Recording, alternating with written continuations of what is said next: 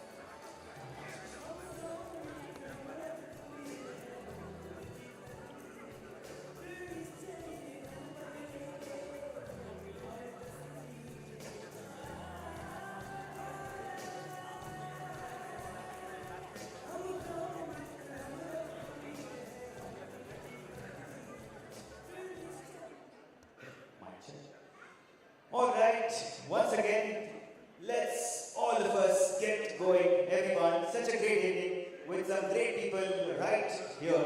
Let me welcome each and every individual present here to celebrate 10 years, 10 successful years of Y4D Foundation. And this journey has been only possible because all of us have been instrumental by providing our contribution with one commitment to drive change, and that too all of us together.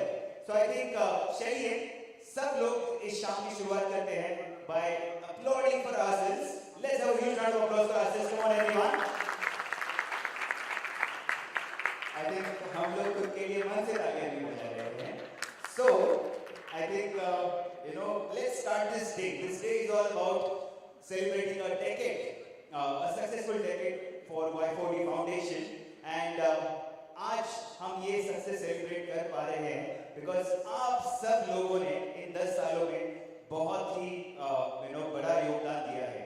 तो let's start this evening by acknowledging everybody's contribution.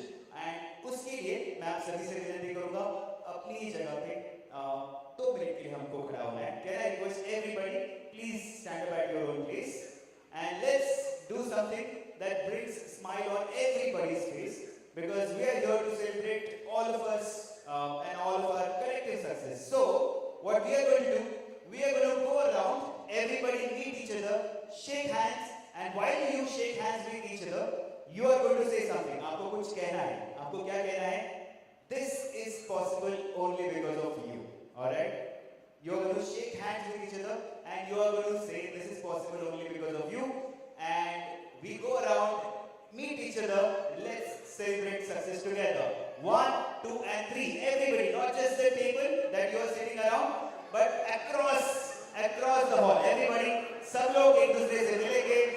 Let's share some smiles. Come on.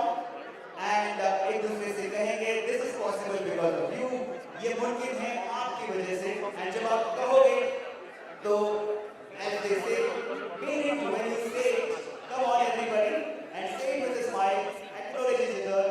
सब लोग एक दूसरे से मिलेंगे. Let's congratulate each other. As all of us we are gathered here to celebrate the 10th annual event of Y4D Foundation. Ladies and gentlemen, we are extremely thrilled to welcome each and everybody present here. Let's put our hands together and meet each other, acknowledge each other, and let's share a smile with each other. Thank you very much. And after you are done, if I may request all of you, let's come back, settle down, and let's get ready to get going.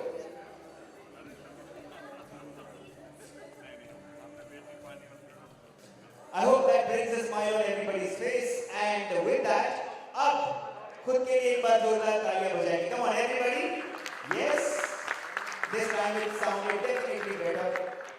Ladies and gentlemen, 10th annual event of Y4D Foundation, and this decade has been to create an impact, empowering those who need some support, those who need that pat on the back, that we are there. And all of us have been there, very instrumental in empowering, enabling the underprivileged, someone who needed the support, and we were there, and that's why we are here to celebrate the success. Something that just began as a youth movement, over the decade it has become a full-fledged non-profit organization, and that has been possible only because of all of you being there for us and being there very instrumental. So everybody, especially the Y4D Foundation members, चलिए जोरदार तालियां बजाते हैं for all those who have been there to support us in this journey. So we are beginning this event by being very humble, by acknowledging your contribution in our initiatives. Ladies and gentlemen, let's get started. This evening is going to be very detailed evening where we acknowledge, we understand what all we have done, and let's start off by first of all welcoming the guest of honors that we are really delighted to have with us today evening. Ladies and gentlemen, first of all, may I have the privilege of having the president of Y4D Foundation. Put your hands together and welcome Mr. Conclave. Everyone, Conclave ji, मैं आपसे विनती करूँगा आप मेरे साथ यहाँ रहिए because we are the host of this day and अब हम हमारे सारे मेहमानों का हम स्वागत करेंगे. Ladies and gentlemen, Mr. Conclave, such a dynamic leader, and over the past 10 years, he's been instrumental in making Y4D Foundation reach where we are today. Proud of all your work and your dedication in bringing the sustainable development. Ladies and gentlemen, now it's time. Let's welcome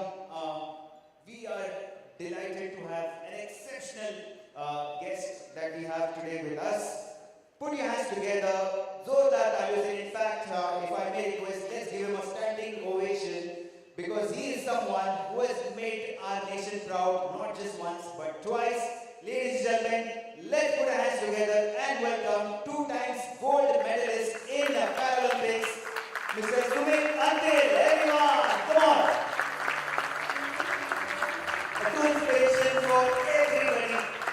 Someone who has not just defeated his own challenges but has also been very instrumental in making all of us, the entire nation proud, not just once but twice. Sumitji, we are extremely delighted to have you with us. And मैं विनती करूँगा Shri the director at Y4D Foundation, to kindly come on the stage and felicitate and welcome Mr. Sumit Antil. Come on everyone, जोरदार तालियों से.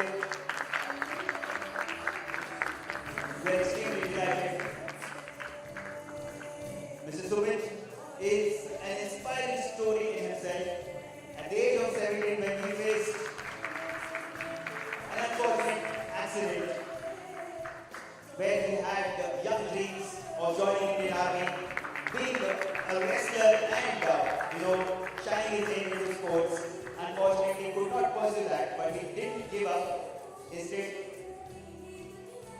he committed himself to make our nation proud, and everybody, he has been instrumental in winning the gold medal in javelin throw F64, where he has made our nation proud. Thank you so much, sir. If I may request you kindly be seated.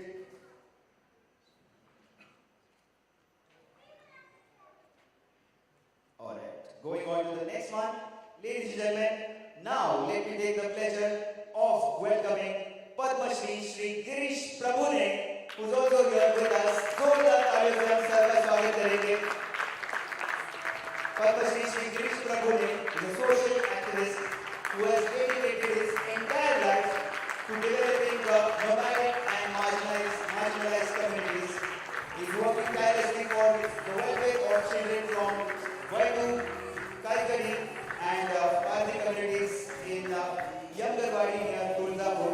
He has established Puruthan Samarastha Gurukulam in Chinchwad, and through which he is striving for the education and skill development of children. Ladies and gentlemen, he has been honored with Padma Shri by the government of India, and let's welcome him with a big round of applause once again, everyone.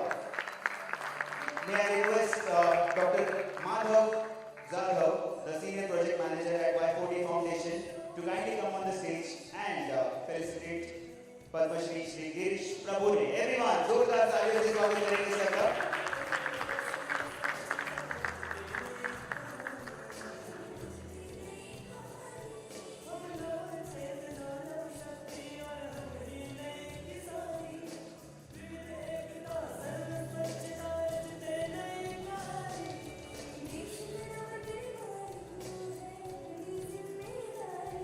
Moving on, everyone, put your hands together and let's welcome our next guest of honor, Dr. Abhay J. Everybody, let's welcome the Vice Chairman of AICT, the Chief Innovation Officer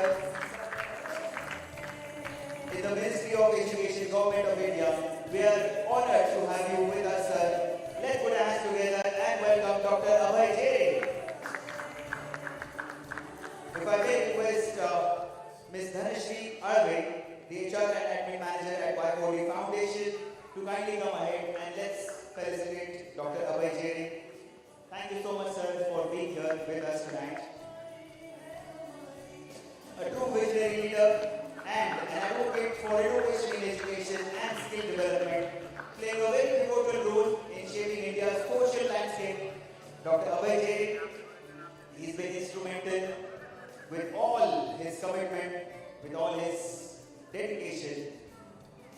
Ladies and gentlemen, he has spearheaded some initiatives like Smart India Hackathon, the National Innovation and Startup Policy 2019, the utter ranking of institutions on innovation achievements, which improved India's innovation ranking 93 to 39. I think he deserves a big round of applause from all of us. And thank you so much for all your dedication to drive this impactful change. Moving on, everyone, let's go ahead to the next guest of honor that we have today, Dr. Panish Rao. Everyone, put your hands together and welcome Dr. Panish Rao, the Chief Sustainability Officer at LTI Mindtree. We are really great to have you with us tonight, sir. Dr. Panish Rao is a senior leader with over 30 years of HR experience across various industries. Currently, he drives LTI Mindtree's ESG initiatives, aligning with company's vision for sustainable growth and stakeholder value.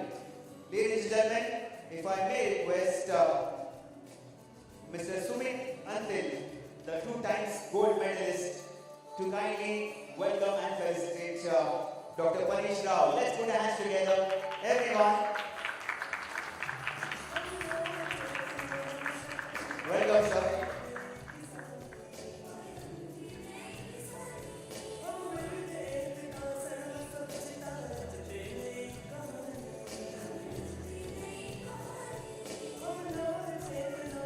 Moving on, we have yet another very visionary personality with us tonight. Ladies and gentlemen, it's time.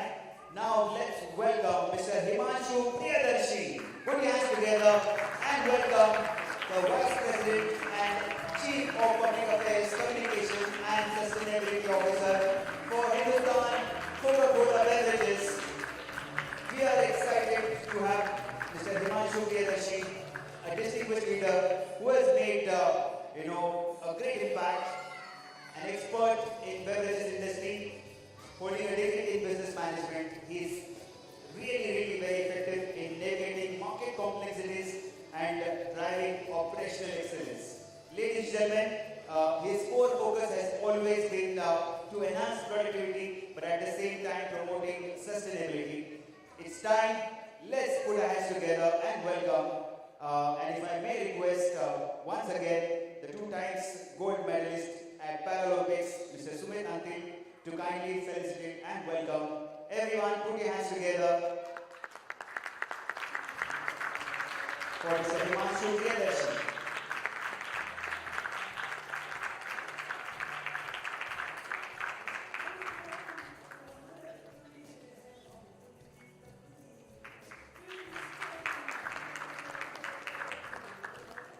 And last but not the least, ladies and gentlemen, on behalf of all of us, now if I may request Ms. Ruchira Kotaskar, the Project Manager at Y4D Foundation, to please come on the stage and let's felicitate our President, Mr. Praful Nikam. Everybody, come on. Let's have a huge round of applause for Mr. Praful Nikam, the President of Y4D Foundation, somebody who's been absolutely visionary in guiding all of us, the Y4D Foundation, across the last decade. And in this frame, everybody, we have some great impactful people who've been very instrumental, not just in their own lives, but also driving that excellence and imparting their contribution towards the society and ultimately towards the nation. Unfortunately, I'm not going to let all of you rest on the chairs for a while. If I may request all of you, please come ahead. Let's start this evening by lighting the lamps and of course spreading the positivity for the decade to come. So if I may request all of you, please join us for the lamp lighting ceremony. Let's light the lamps and spread this positivity that all of us have been a part of even further, and let's all of us commit ourselves to go even stronger in making the impact and of course making the change into the lives of people who truly need our support, who truly need all of us to go and tell them that we are there and we are there to make change, a positive change in your life, and of course empowering all those who need our support.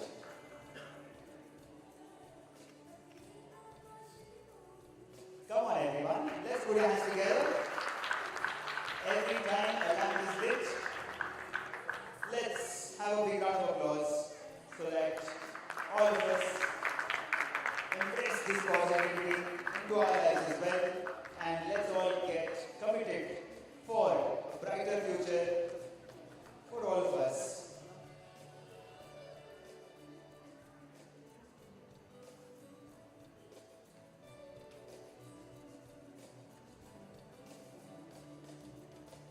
And with that, everybody, now it's time. We'll have a group photo of all the dignitaries. And after this group photo, all of us, we are going to have a collective countdown starting from 10. And at the end of the countdown, let's see what happens. If I may request all the delegates, kindly come on the stage, kindly be seated. Okay, everybody, it's time. All of us, let's experience something magical. And for that, all that we are going to do, collectively, we are going to have a countdown starting from 10, as all of us are celebrating a decade, of success for Y4D Foundation. So you all will have to join me in this countdown. Will you all join me? Nahin, awaaz nahi aa rahi hai. Will you all join me? Yes? Alright, ladies and gentlemen, let's start this countdown, and at the end of the countdown, let's see what happens on the screen. So loud, clear, energetic, all of us together with me, everybody. 10, 9, I can't hear it. Louder, even. 2, and gone, everyone. It's time presenting our Empowerment Conclave logo being unveiled for all of you, with all of us, everybody presenting this year's theme of what all areas we are going to be committed to, and of course our commitment for the overall holistic development. Let's put our hands together for the Empowerment Conclave that all of us have gathered here for today. And with that, everyone, it's time, I'm sure, you're here to listen to all those people who have definitely made a greater impact. So, if I may now request Mr. Praful Nikam to please come right in front, and of course everybody is very eager to listen to you, sir. Let's put your hands together and welcome Mr. Praful Nikam, everyone. Thank you. Before I start, I will request you to show the Y4D journey so that everybody get the context what I am talking about. Please, team. A group of passionate volunteers united by a vision to empower society, engaged in community activities, connected individuals with support, and inspired change. Their collective efforts grew into Y4D Foundation, dedicated to transforming lives and uplifting communities for a brighter future. 10 years of Y4D Foundation, a journey of transformation and hope. From a group of volunteers to a non-profit, we began our mission to make an impact on youth and children. We turned our focus to the environment, organizing cleanliness drives, preserving heritage. Our first CSR project took shape, building skills, guiding careers, and nurturing young thinkers. We hosted the New India Conclave, where OPM Modi joined us to launch Shri and further skill programs. In a time of crisis, we partnered with corporates to provide essentials, rations, oxygen, and support. Expanding our reach, we connected with communities, deepening our work to uplift lives across India.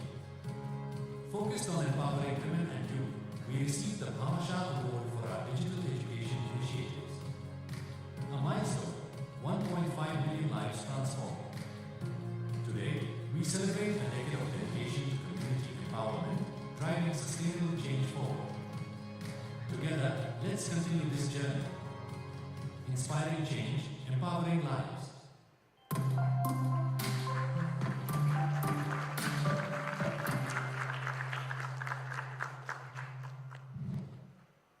Thank you. Respected dayas and friends. So I will use Hindi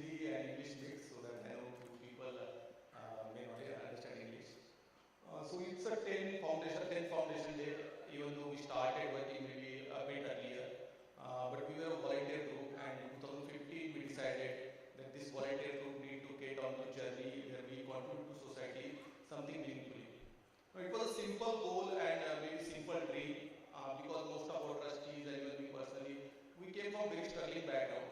And we done good because our parents supported, community supported us. So I still remember when I was in 12th, and my parents didn't have money to buy a form for the PMT exam, which is like currently CET exam. And one teacher came in on last day to my home and given that form to my parents कि आप रख लीजिए, आप जब पैसा है सब दे दीजिएगा. So that was the empowerment because when somebody supported us, it's given us confidence that we can do something good in society. और जब हमने इंजीनियरिंग कर लिया, we were doing good in career. इसी होटल के पीछे एक कंपनी है BMC सॉफ्टवेयर में, वहीं पे जॉब करता था before shifting to Y4D full time. तो अब जब हम अच्छा कर रहे थे करियर में तो एक हमेशा एक सवाल था कि can we give back something to society. तो हम इसलिए हम कभी नहीं बोलते कि हम चैरिटी कर रहे हैं बिकॉज इट्स आवर रिस्पॉन्सिबिलिटी कि अगर सोसाइटी ने हमें सपोर्ट किया तो can we give something to back to society. और इसी सिंपल ड्रीम के साथ हमने ये Y4D फाउंडेशन शुरू किया था.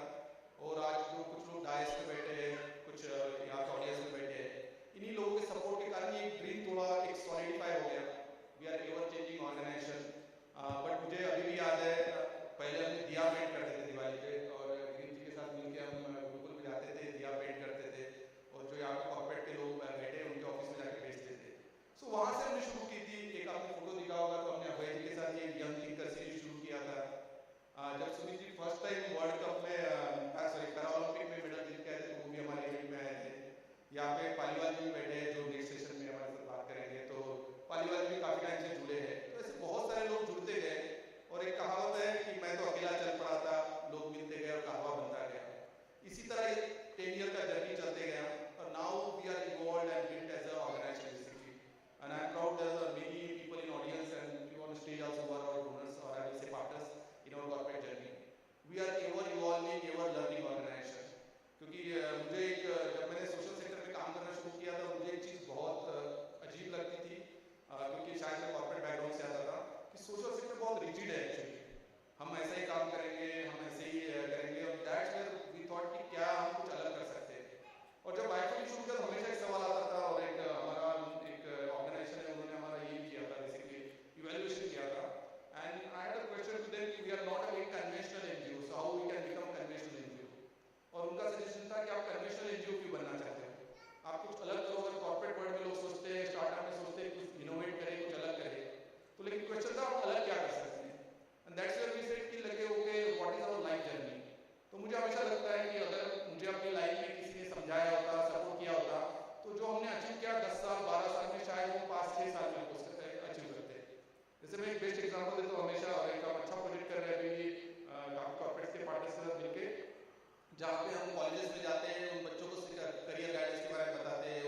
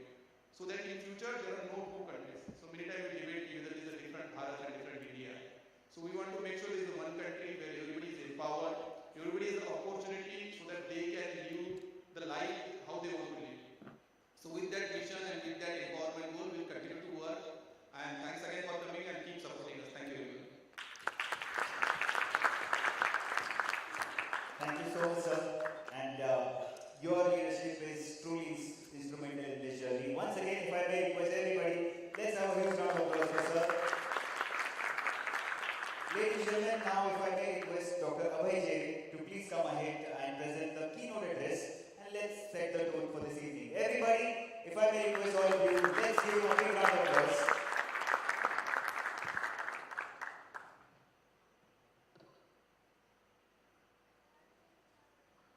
First, I would like to really congratulate Y4D Foundation for their 10th Foundation Day. And Praful, it wouldn't have been possible without the kind of efforts which you have put in. So first, big round of applause for Praful because you have delivered. I would also like to take this opportunity because Praful, you missed on. We jump on Chalu. I was there. I was knowing how the things were going. So one very, very important person in this audience actually deserves round of applause. वो है श्वेता जी हमारे वहाँ बैठी है.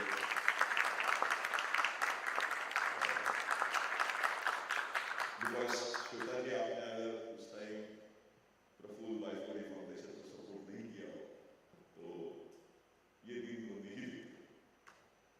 But I was listening to Praful, his vision,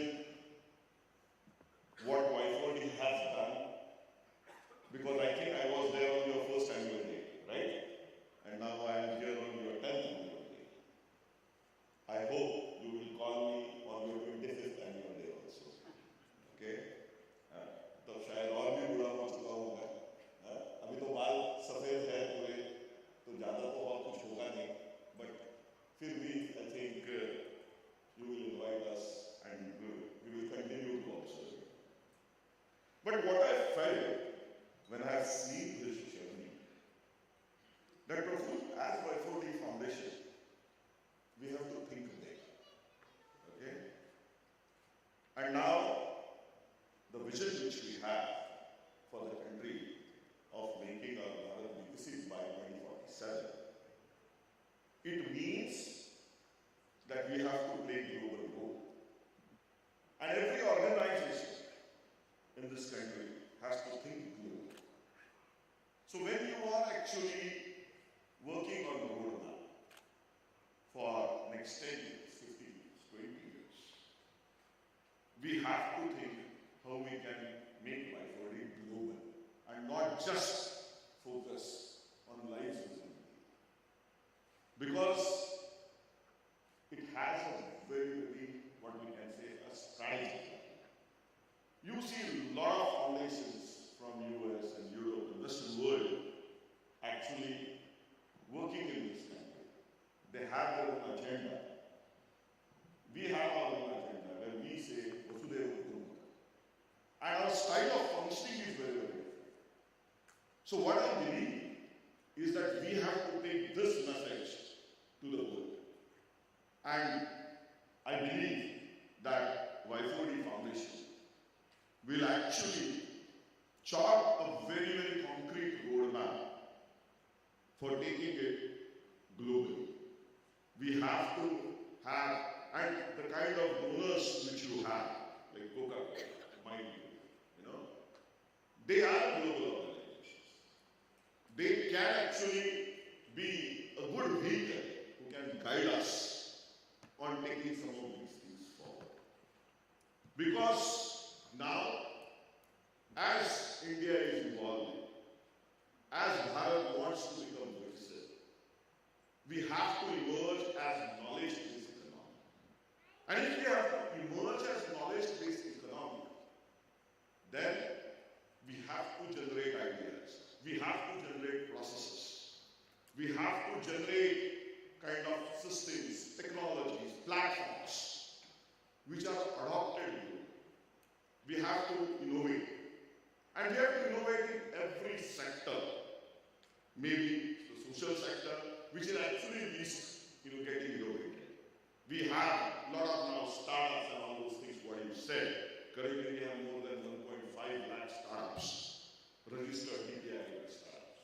But I don't know how many social organizations which are working as startups. There are a large number of NGOs certainly out there, but there is a credibility issue associated with it. if we operate this as a startup, then the kind of impact which we can create is certainly really great. So when we at AICT also, because I represent the institution from an education sector where they work a lot, we do a lot of skilling. And the kind of work which we are also internally doing or discussing is we are now thinking how we can live globally.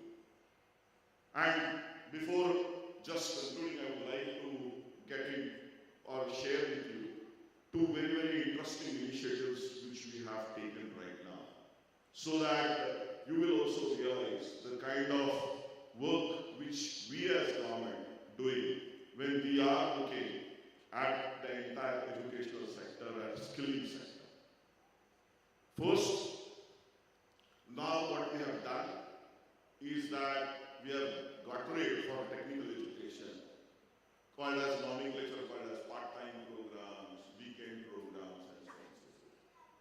You know, because everything, the way you can do it, if it is face-to-face, you do it at night, you do it at day, you do it on weekends, and so on. They will be all in part. So that kind of one very important initiative we have taken. Second, very important initiative which we have taken is we are now open all our technical institutions for working professionals. So if you have done an ITI, you can do diploma as a working professional simultaneously while you are working. If you have done diploma, then you can do BTech or B as I said, while working. If you have done BTech, you can do MTech while you are working, and also you can do PhD. And if you really see today's UGC announcement, where Chairman UGC has announced that even online program may not be right now or in technology, but other online programs will be treated in part with face-to-face programs. Another very important and interesting thing which we have done is now we have allowed our institutions to directly work with or directly include professionals and allow them to sit with normal students for doing their courses. For example, if somebody wants to do something in AI or data science, then you can actually sit along with BTech students who are doing computer science, BTech computer science with emphasis on data science or so on and so forth, just for that semester. Or means the professionals can come and be part of 7th semester, and actually can get a certification. Apart from that, we have allowed professor of practice. I don't know how many of you are aware, but if because the reason I am sharing some of these initiatives because I was told that there are a large number of HR people out here, you know, and these kind of initiatives might be actually helpful for us also and for you also, because some of your real good professionals would like to go and also teach while they are working in your organization. So now we have a scheme called as Professor of Practice. In that, we also have Assistant Professor of Practice and Associate Professor of Practice. So if you are a BTech or an MTech or a PhD, you can actually go ahead and teach in institutions. We will consider them as part of our systems also, so that colleges can actually get right kind of marks or right kind of points when we are evaluating them. And that will help us in further consolidating our industry academia linkages. Because and I don't want to take time because there are a large number of other people who will talk. But I will tell you, at Ministry of Education, with Government of India, and even I have attended many meetings at PMU level, we will tell you, I am telling you, just take it from me. We are very,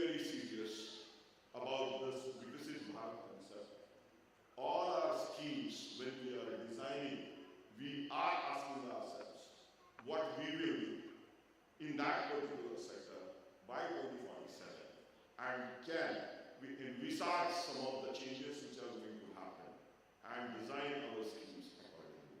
So, next 25 years are going to be very, very exciting for this country.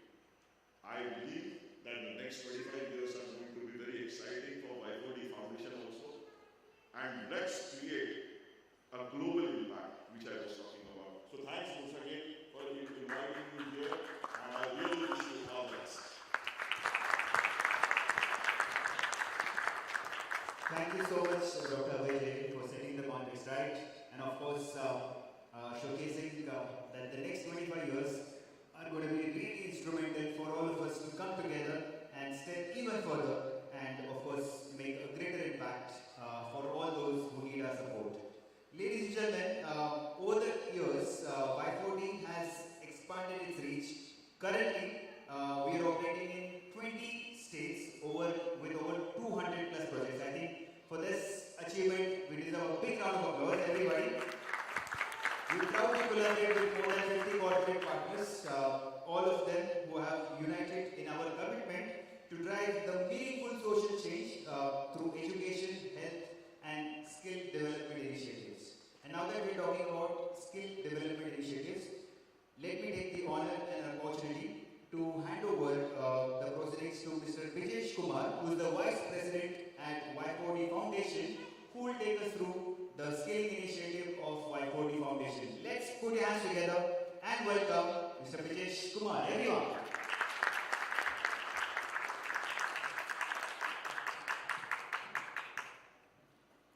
Namaskar, good evening. Thank you for being here today. I am honored to share the story and vision of Y4D Foundation, the organization that began with simple but powerful goal to empower the underprivileged. When we started our journey, our focus was mainly education.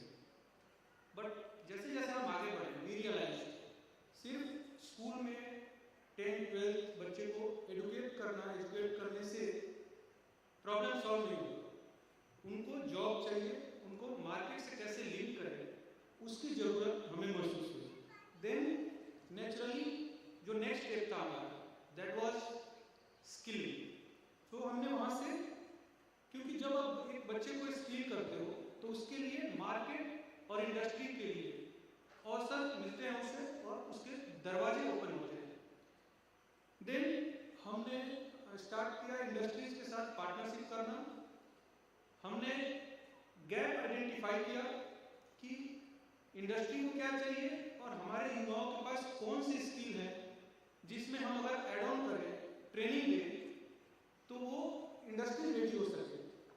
Then और ये जो हमने इसके लिए क्या किया, हमने जो ऑलरेडी गवर्नमेंट के इनिशिएटिव्स हैं स्किल ट्रेनिंग के लिए, उसको हमने थोड़ा टेलर किया, मॉडिफाई किया। अगर कोई लेथ मशीन का ट्रेनिंग एग्जाम्पल, उसमें हम सॉफ्ट स्किल कैसे इंड्यूस करें सो दैट जब यंग बच्चा इंडस्ट्री में फर्स्ट टाइम जाता है, देन वो बात कर सके। बिकॉज आप जब मैन्युफैक्चरिंग इंडस्ट्री में जाते हो तो फेस लाइक वो काम करता है बट उसके पास सॉफ्ट स्किल नहीं होता।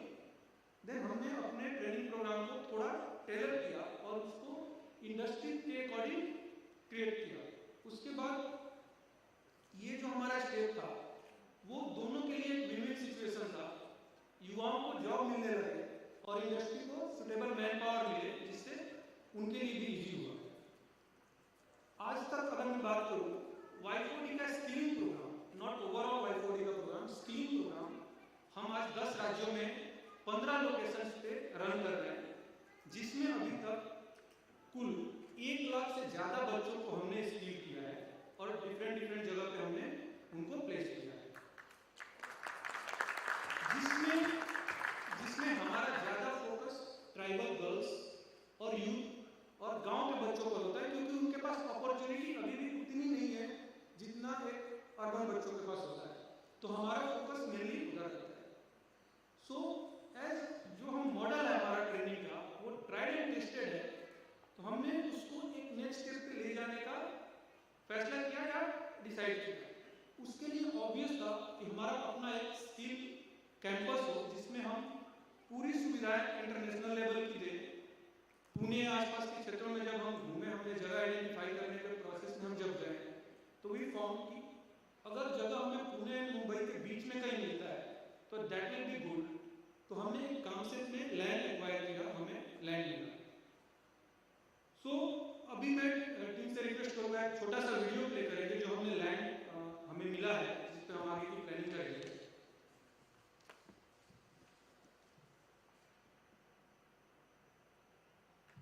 Some dreams are very special to the Y4D Foundation. Our journey began in 2015 with the vision of empowering the underprivileged. From the start, we dreamed of having our own skilling center, and we are now one step closer to this dream. Recently, we acquired land near Pune and started this exciting journey by planting over 125 trees by Y4D team.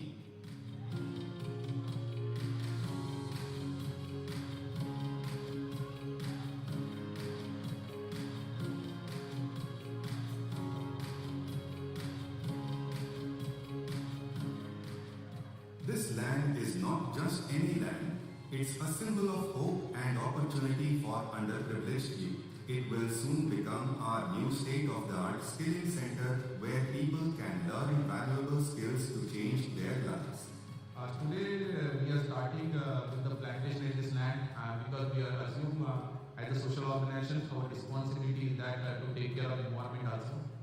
So we will not make this skill center as a model skill center, but this will be a green skill center so that there is a lot of plants are there, a lot of greenery is there, and anybody visiting this skill center will not only see our state-of-the-art skilling but enjoy the environment. Let's join together in the mission of empowering the underprivileged section of society through skilling. तो ये जो skill campus होगा वो learning के साथ साथ empowerment का एक हब होगा जो कि यंग बच्चियों को एम्पावर करने में हेल्प करेगा। सो मैं स्टेज पे बैठे सारे डिग्निटरीज को रिक्वेस्ट करता हूँ कि आप इधर आएंगे मॉडल का अनावरण करने के लिए, और साथ में मैं पद्मश्री श्याम सुंदर पालीवाल जी को अनुरोध करूँगा कि आप भी आइए। आप श्याम सुंदर पालीवाल जी और श्रीमती श्वेता शालिनी जी और doctor Radhakrishnan Pillai ji.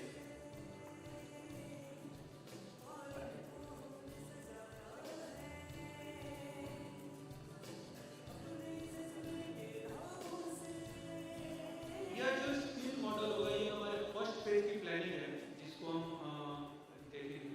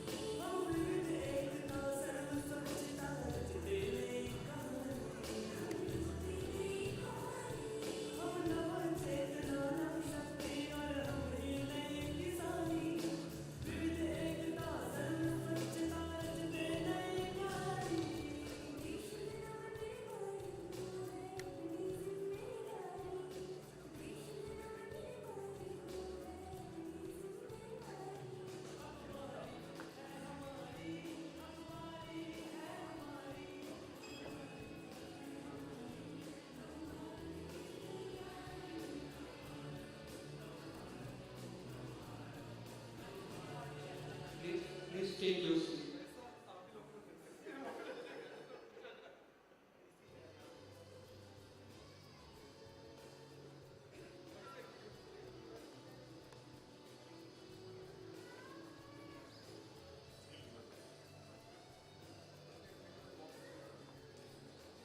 Please take your seat. So ये जो मॉडल हम देख रहे हैं ये फर्स्ट फेज की प्लानिंग है प्रोग्राम के बारे में आप सब लोग देख सकते हैं।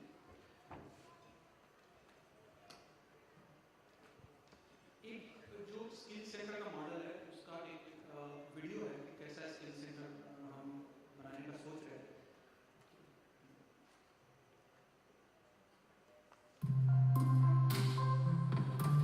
ये जो कैंपस होगा इसमें से ये स्किल सेंटर बनाना एम नहीं रहेगा, बल्कि एक ऐसा इन्वायरमेंट क्रिएट करना जहाँ पे यूथ ड्रीम कर सके, सपना देख सके, गांव से ट्राइबल जगह से आकर वो सपने देख सके कि मैं भी इस इंडस्ट्री में, इस दुनिया में मुंबई पुणे जैसे जगहों में कंधे से कंधे मिलाकर चल सकता हूँ।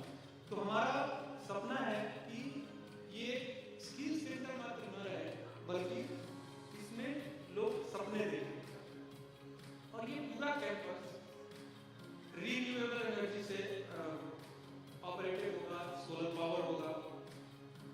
हमारा जैसे कि आपने हमारे अध्यक्ष जी के स्पीच में सुना, ये सिर्फ स्किल सेंटर नहीं होगा, ग्रीन कैंपस होगा।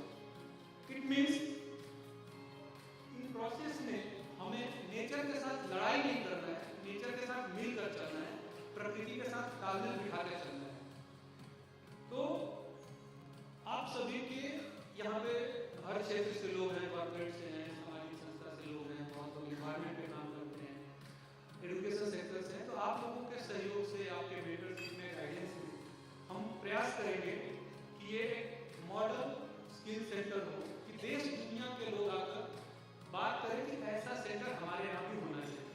तो इस लक्ष्य के साथ हम बढ़ने की कोशिश करेंगे। इस कैंपस में administrative building, academic building, auditorium, cafeteria, girls and boys के लिए अलग हॉस्टल्स एंड प्ले एरिया होंगे, जिसमें बच्चे अपने स्किल और पढ़ाई के साथ साथ अपने स्वास्थ्य का और नेचर के साथ कैसे रहें। जो लैंड है वो पूरा ग्रीन जोन है, उसके जस्ट पीछे।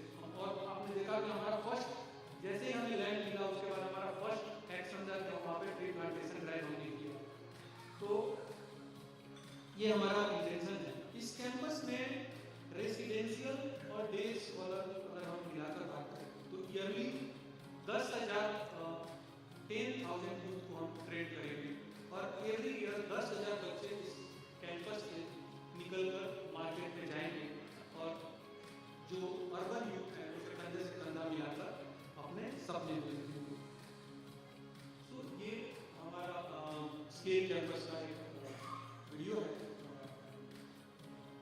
Thank you for being part of this journey. आप लोगों के सहयोग के बिना ये संभव नहीं है। And together let's build a campus that empower people and respect our planet. Thank you very much. Thank you.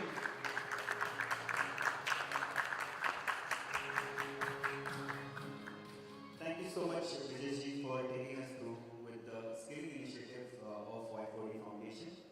Ladies and gentlemen, it's time.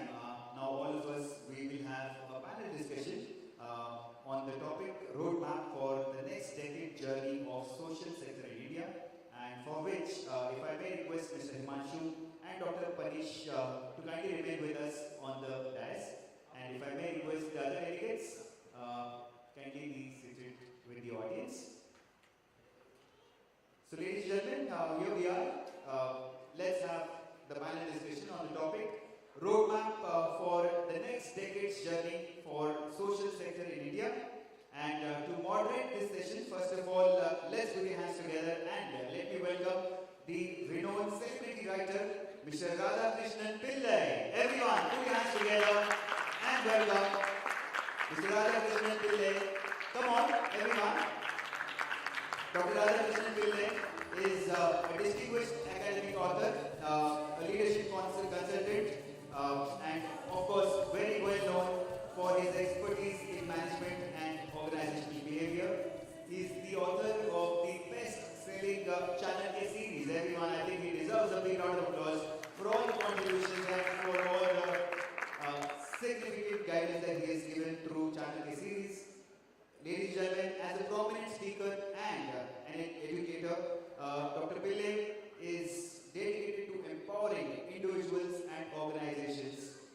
achieved their fullest potential. And we are really happy that, sir, you will be moderating the session with us. We also have other panelists who will come and join now. If I may have the privilege of having Mr. Mohan Patil to please come ahead and join us on the panel. Mr. Mohan Patil is an experienced HR professional with an MBA in Human Resources from Pune University and an executive MBA from IIM Bangalore. With 22 years in HR and industrial relations, he specializes in change management, talent development, and strategic workforce planning. Really excited to have you, Mohan sir, with us.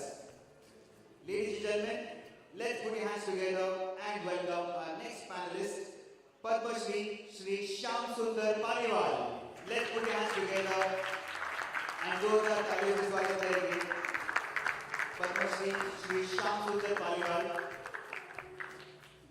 who's a renowned social activist from Pipalantri village from Rajasthan.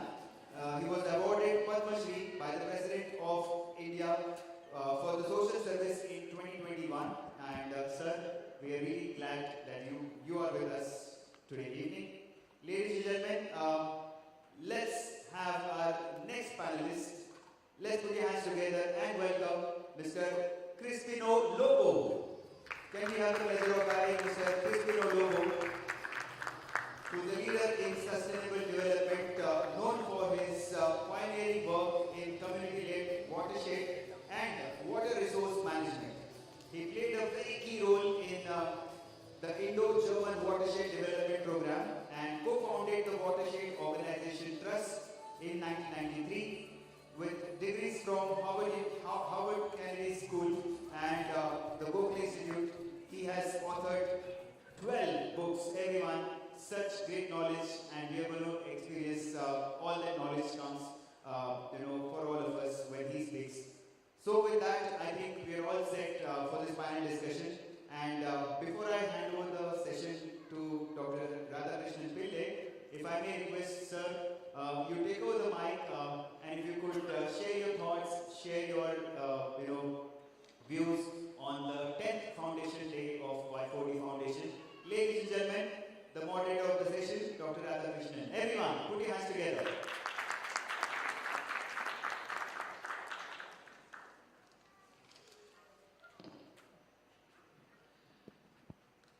Thank you, Namaskar. First time I came to know about Y4D was from Hong Kong. Abhisar was saying we should take it global, it is already global.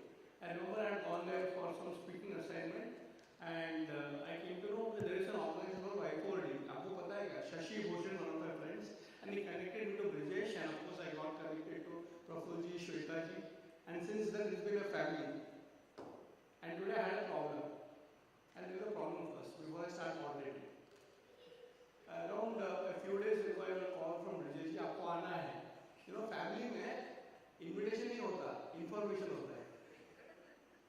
And then Shwetaji also came. We had some discussions. आप आ रहे हैं, आप भी आ रहे हैं.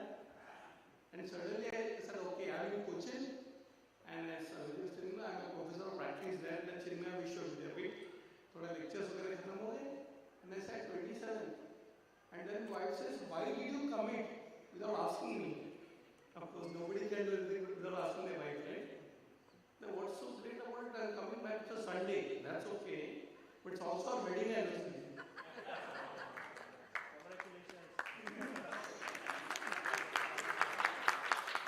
ब्रिजेश को phone करके टालने की कोशिश कर रहा था. नहीं सर, आप आ जाओ. Today morning I started 2:30 from Cochin. घर गया, थोड़ा वीर को मनाया, गिफ्ट दे दिया. They were like, see, remember this 22nd year of our marriage, this 10 years of Y4D. So it's a double dhamaka here. We're entering 2 digits. Double. Then the reason I'm telling you this, friend, is that I've been part of the journey for so many years now, and what I can tell you is that my concept of an NGO changed completely. And there is a reason why. Over the years, I've been, understanding the work and being part of the work also. But I can tell you something. अमीर देश में गरीबी की सोच नहीं होनी चाहिए. Very important factor, because a lot of people think, when you look at a word like NGO, of course everybody knows the full form, non-government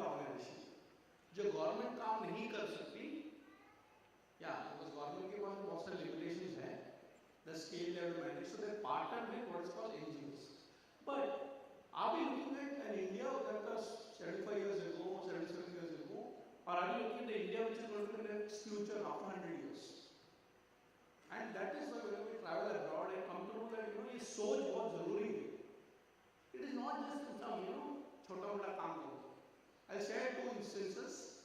One was the first time I met Sudha Murthy, and she was discussing Infosys Foundation. All of you remember? Before now, of course, Rajya Sabha and of course author. She told me something very interesting. Our funds are allocated for two reasons in Infosys Foundation. One is to support the marginalized society, which requires funding also education, healthcare. But it's another sector which requires more funding, the intellectual developed community. If we don't fund research in this country, how can we grow this country? How can we go to space? How can we go in geopolitics? And I had the opportunity of visiting her college in Hubli, and that time I saw what is called startup, almost 10 years ago. So this attitude that we are going to be developed nation. So can we part of that journey? And Prabhu also share some figures कि अगले 10 साल में हम लोग कहाँ होने वाले हैं. The second instance is a movie called as very famous movie, Oscar-winning movie called Forrest Gump. आपने देखा है? उसमें बहुत बड़ी सीन आती है, but many people miss it. In fact, when I ask people, they miss that point only. Forrest Gump is a runner. Of course, done so much for the country. यहाँ पे हमारे पास 2 पद्मश्री हैं. But he also requires social support. And you must have seen the person keep running, and one day he comes home. And he opens a mailbox, physical mailbox, and he finds a letter. I don't know how many of you have actually seen that scene. अगर आपने नहीं देखा तो वापस देखिए. He finds a letter, and the letter says, lifelong you don't have to worry about money. Keep continuing what you have done for the country. And I just wrote कौन है लड़का? नीचे से साइन किया हुआ है. And I saw this second time I came to know it is signed by Steve Jobs of Apple. Now maybe it's a fictional story, but the idea is that it's a culture which says that if you are good at something, we'll support it. And let me tell you, I think we have come to a mature stage in India, and we say, of course, we see all the people working for the underprivileged to get them to the equity level. Yet, let us not forget that we have talent to support. Research funding to take, different levels of a society. I'm not supposed to be a speaker, but I'll speak one important point which is very close to my heart. And that is basically the concept of spirituality in social work. I have done my PhD and my work is in Chanakya. He wrote Arthashastra, right? Economic development, all parameters are doing well for our country. We are at the right place at the right time, all that we know. I remember when I started studying Chanakya Arthashastra, I went to a spiritual group. I have been part of Chinmaya mission since my childhood, and I went to Swami Kejivanji to seek his blessings. Arthashastra padhna hai. And he stopped me. Arthashastra padhne se pehle Samaj Shastra padho. If you want to understand economics, you have to first study social sector. That's why in the academic world it's called social economics. जिसने समाज को नहीं समझा, उसने अर्थ को नहीं समझा. And he told something very interesting. हमारे देश में कल्पना है कि the highest achievement is moksha, right? सब होने के बाद मोक्ष प्राप्त करेंगे, and that is the ultimate.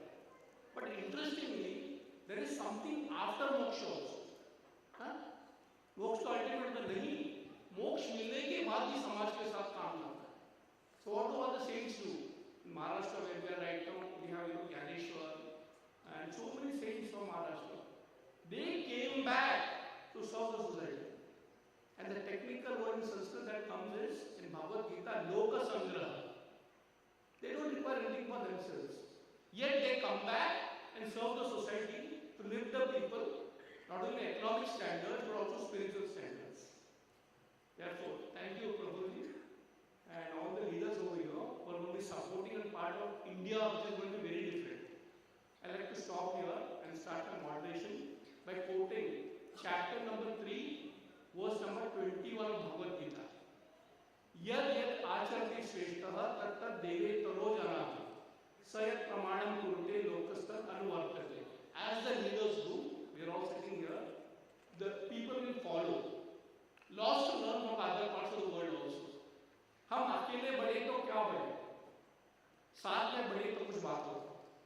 So think big and at least start small. Thank you so much.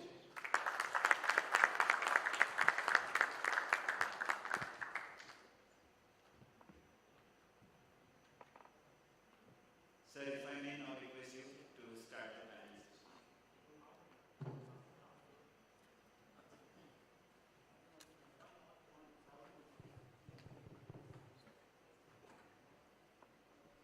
So role change हो गया. अभी सुनना है. When Vijay ji told me you have to moderate, मतलब बिल्कुल घर पे कुछ भी काम चलेगा. And I realized that I am actually sitting with great experts. Audible? So, Vijay sir, don't worry, आपको questions दे देंगे हम. Many people don't know that before I got interviewed, actually I've done interviews on radio channels also. But I will be very clear on this. I will not speak to the questions because each of them I know personally now are stalwarts in their own fields. So what I'm going to do is you all 1 hour, we'll do 2 parts. Definitely ask them the questions that we have. Yet, I want you to be ready with your questions. So before I start, and all the panelists have been already introduced. Friends, the 10-year journey that we want to go ahead with, it's going to be definitely an economically different journey. I don't think that's still complete with Roti Kapda Vikan. We still have a long way to go to many sectors. Yet, it's going to be very different because there will be one part of the world which is ready to do social impact, other people require social impact. So what I'm going to do is that each of the panelists will be asking a couple of questions, and of course I want you to get involved also. So पहला जो प्रश्न मैं हिमांशु जी से पूछूंगा. So it's going to be simple, you know. He's been doing a lot of work and been involved in this for a long time. Now, if you look at public policy, so public policy, if you look at, you know, it's not just on paper. We actually want the policy to be made, you know, impact on the groundwork. So the first thing is that how do we look at, you know, partnership maybe with the government and public policy not only on paper but actually implementation. Thank you. Thank you, Dr. I'm Himanshu Kaal. I lead the Public Affairs Communication Sustainability for Hindustan Conclave. And to your question, like, you know, how to integrate public policy in collaboration with the government to create an impact in the community. So, our understanding has been always that first thing is how to get aware about the problem which is there in the society.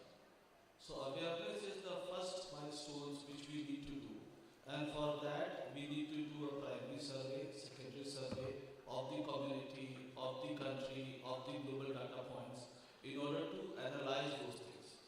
The second is acknowledgement of those things, acknowledgement of whatever things you have been aware, and see that what is the existing infrastructure present in those countries. For example, I will say, like, you know, as in some Coca-Cola beverages, we could able to make an impact last year to 750,000 populations across geography, and the areas have been, is not just a CSR expenditure, whereas the areas have been first in the women empowerment, because the global landscape, the country landscape, everybody talks about the women equality, women equity in the financial world. So women empowerment is one thing where we have trained 25,000 women into financial literacy and digital education. And how it has evolved, again, awareness of the country's agenda. Even though in the G20, Women 20, you must have heard about the financial literacy and digital education. Prime Minister Modi's focus on the financial empowerment to the women. So again, understanding the ecosystem makes you more visible and more understandable about the policy what you are doing. The second, acknowledgement of whatever things you are doing. The third is assimilation. Assimilation of yourself as a corporate, as an NGO, and as a policy makers into the ecosystem. And how do you assimilate? Because when we start reaching out to the government agencies, so the second intervention what we did is into sales and marketing. So we trained 25,000 youth into sales and marketing. And then we approached the government to give credits for those university students who are undergoing this training. So this is an advocacy of public policy advocacy to the government to see that there is a merit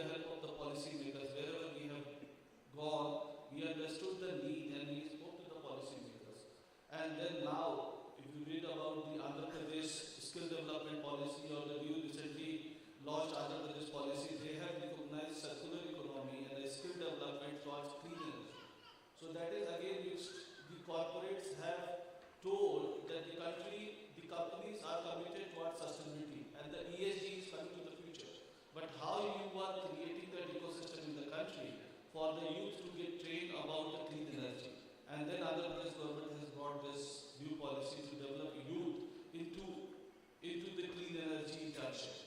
Similarly, PM internship has come because people are committed towards giving employment to their students, but they are not that much employability skills are not there. So then PM internship has launched it, you know. So these are the things where you need to design well, but first of that you need to understand the global landscape. Then you have to design some certain programs, deliver to the government, and then you can do a policy advocacy and influence the policy decision so that it should be a win-win project for everybody, like, you know, for the community, for the corporate, as well as for the country. Thank you. Thank you, sir. In fact, मेरे मन में हमेशा प्रश्न आता है, as leaders of the corporate world, Chanakya spoke about a very interesting problem of a leader. उसे कहते हैं धर्म संकट. At one end, you have to look at the corporate, you know, parameters of success, profitability, productivity. On the other side, it's a social impact. So, how do you generally look at balancing these two factors? Both are important. You know, corporate always comes from a country. So the commitment towards country is the first and foremost for every corporate. And that's what as a corporate you have been doing. So you are always a part of the country and you are always a part of the community. So always the intention of a corporate should create a long-term impact to the community, and that's what there is no dharma sankat into it, because you are not doing something with a vested interest. Instead you are doing something for the community where you are living. Life is short. So you are all, everybody has a threshold, like, you know, everybody has a lifespan. So there, whatever impact you are creating to the community will be remembered as a good corporate. Like, you know, recently I'll tell you a story that in Sagar, Madhya Pradesh, there is a school, government-run school, where you have 1,000 girl child studying in that school, but they were not having any digital classboards. So when we identified this need, we provided couple of digital classboards which will bring equality of education among the community. So similarly, you need to understand, introspect, and have those commitment to collaborate with the community. One last question from my side to you before we move to other panelists. Sir, you work in a multinational company. It's having global impact, and you spoke about specific communities in that country. Do you see the kind of a social impact that we do in India is different from the other countries of the world? It all depends, like, you know, on the country need. Like some of the country, they have certain other need, whereas in country like India, we have a different need, and especially this India is made of many countries. So you have different need when you go to the rural part of India, which is Bharat, and whereas when you go to the urban part of India, like for example, again I'll tell you, one of our priority has been access to safe drinking water. You have access to water all across in India with the Har Ghar Jal Yojana and everything, but access to safe drinking water is still not there. So for that, we partner with Y4D, and then we have set up multiple water ATMs, water RO to the school as well as for the community to create them access to safe drinking water. Whereas this access to safe drinking water is not a common issue in all the countries. So similarly, you have to understand the country well in order to design your program well and to create an impact. Thank you, because as you rightly pointed out, India is not one country, it's multiple countries put together. Because what could be a Maharashtra problem could be different from a Kerala problem, could be different from maybe a Madhya Pradesh problem.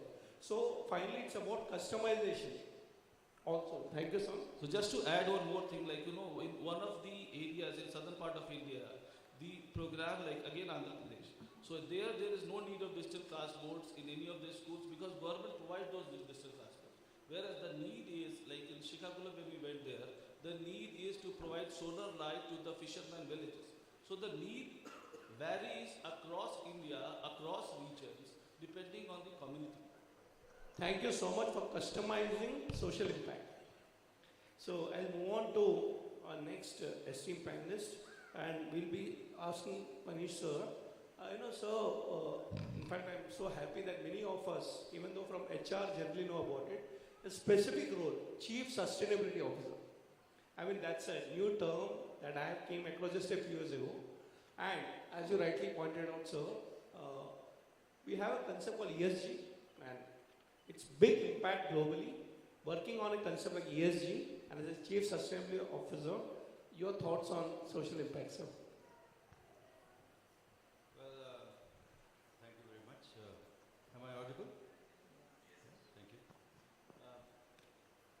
So ESG, if you were to, for corporates like us, under the E umbrella, we have issues like water, we have issues like energy and waste management. So those are the three that we focus on. And basically what it means to say is, in water we try to minimize the usage, we reduce the wastage, and whatever we consume, it drains out somewhere, and we make sure that it's recycled and reused where it can be. And also, whatever we can't recycle, it goes as a waste, so we need to replenish that. So that is basically what we do in water. Under the social part of it, there are people within the organization and there are people outside the organization, and we need to focus on both. We try to focus on their development and their growth. And on the G part, it's nothing but making sure that whatever we do, we transparently, honestly, and timely inform all the shareholders and the stakeholders of what we do and how we performed on various parameters. So having said that,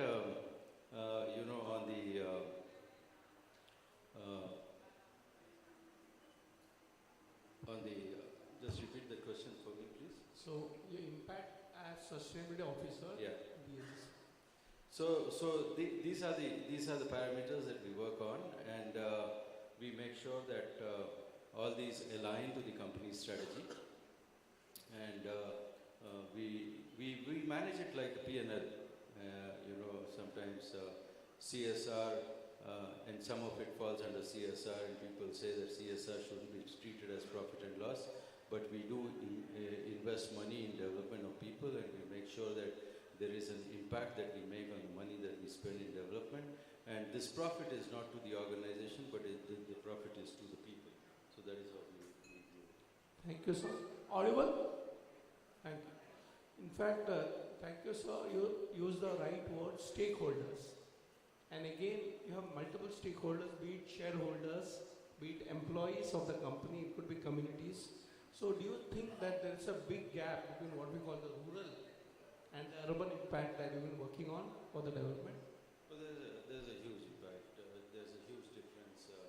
And the fact is that within the country, India, like you said, different states, not every state is performing at the same level. And within the states, not all districts are performing at the same level. And within the district, all the blocks are not performing at the same level. Some have it, some don't have it. So I think, the effort is to reduce the gap as much as possible. And in the introduction, I was reading the GDP of India has gone up from 2 billion to 3 billion, aiming to go to 4 billion and 5 billion and 6 billion. And similarly, the per capita income also seems to have gone up. But when we go to rural areas, I don't see that. I personally haven't seen that. I think the poor continues to be poor and the rich continues to be the rich. So I think, the effort is to minimize the gap as much as possible. I also read some data, and don't hold me to this. It says that 80% of the wealth is with about 5% of the people in the country. So that being that, I think, the effort is to reduce the gap as much as possible and make sure that, those who are deprived have those so that, there's an equal participation and equal representation. Thank you, sir. So, as a policy maker at that level, you are running a huge organization. Do you see the employees getting involved in this kind of activity? Look, they do voluntarily, but that is not their core job.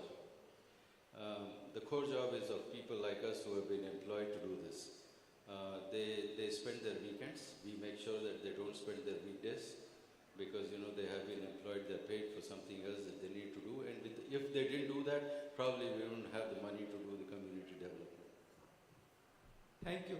I know of a company where, as you rightly said so, that maybe Monday to Friday is employee productivity from the company's angle. Correct. But Saturday, Sunday, brownie points, and the company actually say if you are ready with some budgets, we'll fund you. Yeah. So thank you so much. We do take care of the transport, we do take care of the food, we do give them some stars and certificates and some rewards, but we don't use their services from Monday to Friday. Because company has to make sure the profit is also there. and performance. Yes. We'll come back to you again, sir. So let me move on to Lobo, sir. In fact, community-centric approach. That is something with your extensive background in rural development and climate resilience. What strategies do you believe are essential for NGOs to effectively engage local communities in the next decade, almost the next 10 years?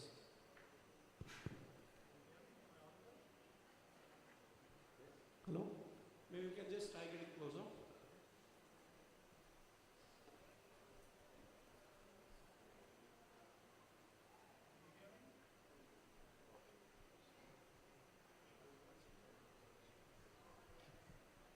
Am I audible now?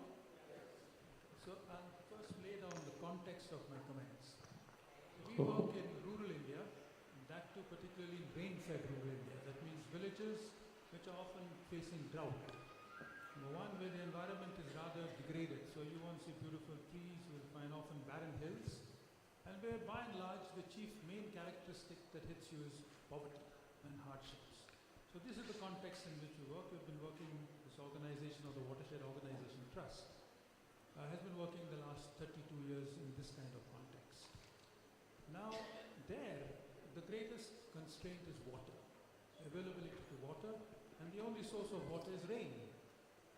And you have only 4 months to catch that rain, and actually the Indian monsoons, actually rainfall that can be harvested, which is useful, what they call effective rainfall, falls for at most about 45 days in those 4 months. And in drought-prone areas, you're lucky if you get 15 days in that year of what is called harvestable rainfall. Now that's the constraint and the challenge you face. So if you want to make a difference in the lives of those communities, you need to capture rainwater wherever it falls, across the landscapes and the catchments in which those people live, which means it has to be a full community effort. Individuals by themselves cannot address this issue. Why? Because you're dealing with land and water. And these are assets which belong to individuals as well as to a community. So to transform them such that they become catchments to harvest rainwater, you need to engage all or key members or groups of that community. But to engage a community, you have to ensure that every member in that group, or at least most of them, feel that they have something to benefit, that they know that they will benefit, and that they know what is expected of them to achieve the goal that you wish to achieve. So representation and giving a voice to people to articulate what they want, to share their difficulties, and to have a platform in which they themselves can design the solution. That's very important. Unless they design the solution to their problems, they will not own it. If they don't own it, they will not put in their best effort. And if they don't put in their best effort, you can be 100% sure that once the project is over, that project also closes down. So many investments have been made. They deliver benefits as long as the project is running. And when the project is over, it's also over. The reason is, unless they develop stakeholdership, they feel that they're part of their effort, it's their own, they will not maintain it once project is over. So that's the first thing. Building up stakes, building up ownership. But how do you do it? And that's the challenge of actually mobilizing a community where each member feels that he is part of an exciting journey to transform his life. Therefore, he has to have ownership of the process. Number 2, a key element is transparency. Everybody must know what he will get, if he will get anything, what are the conditions to get that, and what is the pathway to achieving it. People are not necessarily interested in freebies. They are willing to work for it. They are willing to contribute. Even a poor person is willing to contribute. If not money, the labor. If not labor, for whatever reason, his participation in the process. So never underestimate the demand and the need to get people to engage by actually contributing. But for that, they must know that on the table is everything that they can achieve. So transparency and accountability. If there is no accountability, sooner or later, people start getting disaffected, then conflicts arise. Third, the person or the community or the NGO or the agent that is catalyzing and mobilizing this community must be seen as an honest broker. If they have doubts on your integrity, or if they feel that you're gaming the system and not being an open, transparent and fair arbitrator, then sooner or later factionalism arises and then conflicts arise. A program comes apart once conflicts arise. Fourthly, when you deal with a community, you have as many views as there are people. That means you're dealing with multiple universes in a way. And the challenge is to bring these different views, some in direct conflict, some differing only, but hold them together in dialogue. We do not have the luxury of closing a dialogue. We do not have the luxury of marginalizing any voice and shutting it. If a community has to go forward, you have to have on the table all the voices, and they have to be kept in a dialogue of respect and positivity. Because when we converge our efforts, then we can get somewhere as a community. It is said that a rising tide can lift all boats. You need to catalyze the creative potential of a community, of all its people, so that you create a dynamic towards going towards the future. We are talking of the future. But the future can only be achieved by a group or a community that has decided that that's where we want to go, this is how we will get there, this is what we will contribute, and this is what we need. It's an all of community effort of convergence towards a commonly shared goal. For that, you need the collaboration and the contribution of all key stakeholders, not only of that community, but of the corporate sector, of government, of educational institutions, of any and everybody who can contribute to taking us forward. So collaboration, cooperation, and a spirit of positivism is key for driving change that gets somewhere and lasts over time. With regard to scaling up, I'll conclude very shortly. The second question you asked, right? In fact, I just want to ask you, sir, also, since you have been so actively involved in climate action, especially in the rural area, what do you expect from, number one, the corporate world, and anything from the government itself? Yes. So today we are working in about 8 states. I'm just giving this as a factum to tell you what I'm going to say. We grew out of a very small program. We had only 10,000 rupees when we began.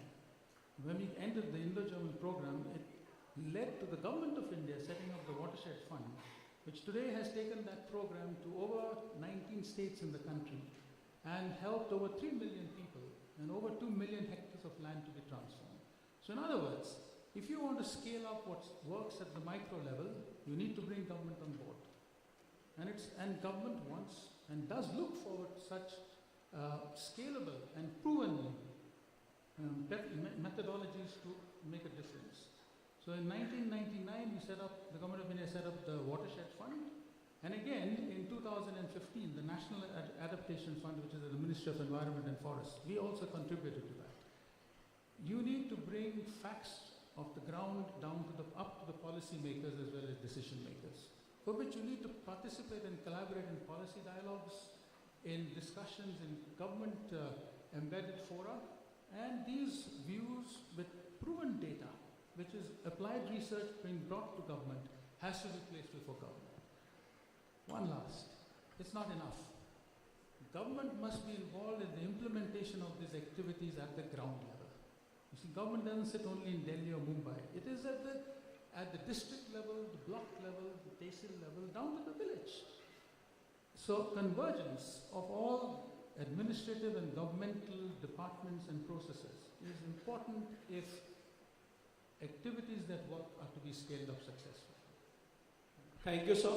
In fact, this is joke about government, and all the people sitting over here are working very closely with the policy level. But block development should not become block for the development. I'm sure you're working very closely with the authorities also. I would like to say that we are actually equal partners for scaling up. Any positive instance you like to share when you're working with the government and actually it really help you to take your work to the next level? Yes. No single actor, particularly if it's an NGO, can address all the needs of a community. See, you have needs from education to health to so many. We don't have the skills. Nobody can. But government has many of these things that you can't do. So when you're doing this, you bring them in. What you don't have, government can provide. What you can do better, government can allow you to do that, you see. So a convergent effort in which government, corporates, educational and technical and scientific organizations, and good civil society, if you come together, you can make a difference in a shared program. Thank you so much, because it's very important as a mindset. सोच की बात है कि basically can we look at government as a partner rather than a problem? And I'm sure there are a lot of people who can, on the dais and off the dais, who can share the example that this is a national agenda, not just my NGO agenda. So I'm sure there are lots to go on. We'll hear more from you, sir. But I want to move to Patil, sir. Before I start, congratulations. He got an international award for the work he's doing. So before I start, I'd like to ask him about the award first, because that's directly connected to the work you're doing. Thank you. Good evening. Can you hear me? Okay, so first of all, thank you, Y4D, calling me here for this very respective dais. Dr. Pillai, we got this award, for this skilling, the women empowerment. Recently, we got this award through VDMA, it's a German organization. That award, luckily, same premises where we are sitting today, with same people, because we work with Y4D, Mr. Praful Nikamanti, and there we did the skilling program for the tribal community, in Chakan region, where we are, working with them for skill empowerment, skill development. And there were 450 girls we trained in last 2 years' time, and this all girls got employed, employed into various industry in Chakan region. Employability is not a big, a point, but they're coming from the tribal village. So now, keeping the mindset change for the parents to coming from village to मतलब गांव से उनको शहर में लेके आना, उनको रखना, women safety, women empowerment, and we closely work with Y4D, and we do completely review that whether the girls are safe, they are not exploited, they are not to be given some kind of treatment with them. And then this award we showcased to a global platform. And with this, we got this award first time for 450 girls to be employed. And second award, second topic which was got in this year my company called KSV. And we adopt 150 girls child across the country. So the 150 girls will be get complete scholarship from my company, around 25,000 rupees per year. And after 3 years, they can be they will be coached, they will be mentors, and will provide the employability in my company, wherever they wanted to work with this. So we trying to make more diversity, not inside company but outside the company. At my colleague, I think from forget your name, sir. They said about the impact society. So working with completely less impact society, because a skilling will be successful when they got employability. When the earning will come to home, then only family will be happy with this. So we are working with completely skill development for the women, especially from the tribal community, and they will be coming to workforce. For that, we got this award. Thank you very much. Congratulations. In fact, anybody who wants HR awards globally should partner with Y4D. So propose one of the brownie points for everyone. HR and manufacturing sustainability. Sir works with a company which is into manufacturing, and manufacturing is a very, very difficult ball game. Of course, HR has to handle right from union labor problems to a lot of things. So my question is that what has been your experience of connecting these two different disciplines, right from HR to maybe sustainability in the manufacturing? We always talk in industry. Three things are important, right? We talk about the people, then we talk about the process, and then we talk about the products. If three things to work together, then only company can be profitable company for futures. And for that, HR as a business partners, we can play a very different role. The time has gone. What HR was doing some 25 years ago is completely different role. We need to work as a business partners. So me as HR, I must understand my business, but same time I must keep the people factor into my heart, right? So when I work with the social work CSR I'm not doing for charity. It's not doing doing something great from company. It's my responsibility. So I took completely ownership to develop my people, and when with the HR, I went to completely business ownership of my stakeholders. Someone just now said about my my customers, about my employees.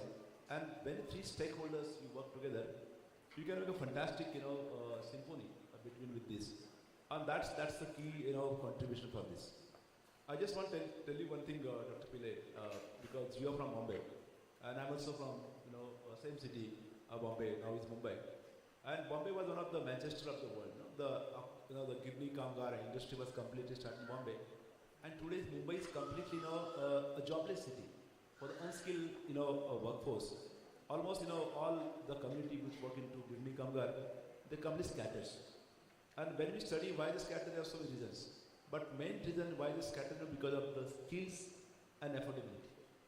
So today we have to create the employability in such a way that every employee can be a cost proposition and they can be profitable to the business.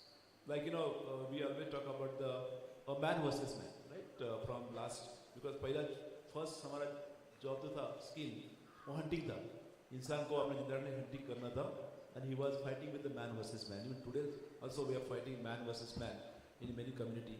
But today is not man versus man. Today is man versus machine. So now we are fighting with the technology, right? So if you want to gear with technology, we need to upgrade the skill. And that is, key focus that we want every employee to be a skilled workforce. And they must be, futures, the talent for the industry, and that's we are working for that. Thank you so much, sir. In fact, I remember one of my interactions with an HR person. He said today company's success is not only known by profits. It is actually measured by 3 P's. Profits definitely chahiye, paisa chahiye na. But second is people. People have to be happy. And the third is planet. You can't leave this world just, because you got money, you can't leave it back. So I'm sure all the HR fraternity sitting over here know this. But I have a specific last question for you before we move to the audience. And of course, sir is there. Friends, if you look at one of the key KRAs for HR department is called talent management. And we had a cup of coffee before we came in. So how do you balance maybe a talent management with social impact, which is also expected from you? I think it's a very, very good question. Because talent is required for every industry, right? Without, now everybody say about talent scarcity, talent nahi hai, log nahi mil rahe, skill nahi mil rahe. At the same time, we are saying, we are the highest population on the earth, right? We are the China, we हमने cross कर दिया, and we are 142, billions people, 1.4 billion people working. They are in India, and we are the youngest country on the earth, right? आपको पता होगा कि हमारे देश की average age जो है 29 age years that we were youngest on this earth, and like Dr. Abhay said very clearly, we want to go for Vikasit Bharat. So our 50% population less than 35 age. 35 years. That means next 25 years by 2047, these people will be work for the for the trade, maybe industry or service sectors. So it's our job to develop everyone, right? So when me as a HR, today I see a very different kind of business because technology changing every day. So we must be digitalized mindset based employee to company, not only from the white collar but blue collar also. So even every blue collar workforce, we allow them to go for diploma. And diploma engineers, we forcefully ask them to go for the degree, BTech. And who are the employee working with me, we forcefully ask them to go to the business schools. So we completely go with the unlearn, learn and learn. So we want to completely develop this scalability. One point, because this is a conclave on these NGO partners. So in India we have around 42 crores people. They are under the 29, right? And 40%, I say 50% less than 35 years. But out of that, we have only 3.8% people, skilled people in the country. That means only around 2 crores, 10 lakhs and 7,068 employees are skilled people, which is on LinkedIn. This available. That means India got 40 crores people we need to train into future with this. And for that will be a job of corporate colleagues who are sitting here, that we need to connect with the NGO partners. It is not required we should go to NGO, should we come to my premises. Me as a corporate, we must go to the proper NGOs, because NGO into market, there are so many NGOs, they come and they close and they come and close, we don't know when they start their business. Yeah, but we need to find right NGO. We like to find right balance. What exactly company wanted to go? What is your focus for company for this? My company focus is very clear. We want to go for the skilling. Skilling, and second, my focus for the women empowerment. So we are working with this, and industry we are working because it's my need. Like you said, if you want to earn profit, you must be a technology-driven company. There is no option with this. But if you want to know the planet, we need to work with the society, because society is 65% of youth coming from the rural areas, and they are part of ecosystem. We cannot be ignored the rural population, and for that we need to work with the skilling who are their initiative. So that is my point to say here. So you have the best partner here, Y4D. हम skill का काम करने वाले. In fact, I remember Prime Minister also having this vision. We should be the talent capital of the world, not just the technology capital of the world. So we should be actually providing skilled, I would say, employees or talent to the world. India definitely we have to solve our talent problem, but globally. In fact, अभी एक हमारे जो व्यक्ति है Shyam ji, he is a real life hero. Padmashri तो है ही, but first time I met him, actually we were sharing a dais with Akshay Kumar, and उन्होंने कहा कि अगला कोई फिल्म करूँगा तो इनका रोल करूँगा. So the work he has done in the rural impact is actually impactful. तो हम लोग सब वोट डाल के हम लोग मतलब मैं बातें करते ही काम करते हैं. तो सबसे पहले आप इतने सब इम्पैक्टफुल काम कर रहे हैं. एक हम देखते हैं जब चर्चा करते हैं तो इंडिया वर्सेस भारत, तो एक बहुत बड़ा जो हम रूरल प्रॉब्लम देखते हुए माइग्रेशन का, जो गांव से शहर आ रहे हैं, और शहर में भी जैसे बॉम्बे बोलो, पूना बोलो, हैदराबाद बोलो, बैंगलोर बोलो, सब जगह पे लोगों की जो माइग्रेशन हो रही है, भीड़ जो हो रही है, that's actually creating a problem, a social impact negatively in the cities. Environment problem हो रहा है, बैंगलोर में पानी का प्रॉब्लम दिख रहा है. सो आपकी क्या सोच है कि ये जो गांव से माइग्रेशन हो रहा है, इसके ऊपर आपकी क्या विचार है? मैं ये मानता हूँ कि सरकारों को आने वाले समय में गाँव की तरफ लोगों को ले जाने के लिए गाँव बसाओ अभियान चलाना है. और ये बहुत बड़ी समस्या गाँव में हो रही है कि गाँव के लोग शहरों की तरफ भाग रहे हैं, और शहरों में जो जनसंख्या बढ़ रही है, ट्रैफिक की समस्या बढ़ रही है. ये बहुत बड़ी चिंता का विषय है, और बहुत बड़े प्लेटफॉर्म पर बैठने का अवसर मिलता है नीति आयोग और दूसरे लोगों के सामने, तब ये बात हम रखते भी हैं. ये समस्या तब खत्म होगी जब गांव के लोगों को अच्छी शिक्षा और अच्छा रोजगार मिलेगा. तो इसकी तरफ सरकारें भी कोशिश कर रही हैं, पर सरकारें और सरकारी एजेंसियां उस पर सही तरीके से काम नहीं कर पा रही. जैसे भी वाटर सेट की बात चली, तो मैंने ऐसे वाटर सेट देखे जो 7-7, 8-8 करोड़ खर्च होने के बाद भी जब गांव को और ग्राम पंचायतों को हैंड ओवर किया, तो वहाँ 7 या 70 या 80 पौधे भी नहीं मिले. तो जो सरकारी एजेंसियां जो काम नहीं कर पा रही है, वो फिर एनजीओ को दिया जा रहा है. और फिर ऐसे एनजीओ जो Y4D है, ऐसे एनजीओ गाँव में इसके बड़े असर दिखा रहे हैं.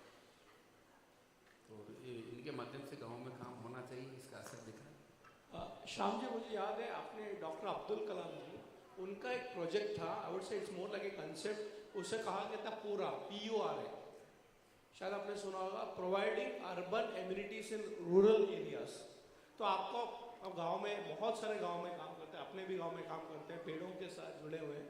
तो ऐसी क्या 1-2 चीज़ आपको लगता है कि गांव में हम लोग अगर एम्यूनिटीज दे दें या कोई ऐसी सुविधा दे दें जिसके वजह से लोगों का जो माइग्रेशन कम हो सकता है?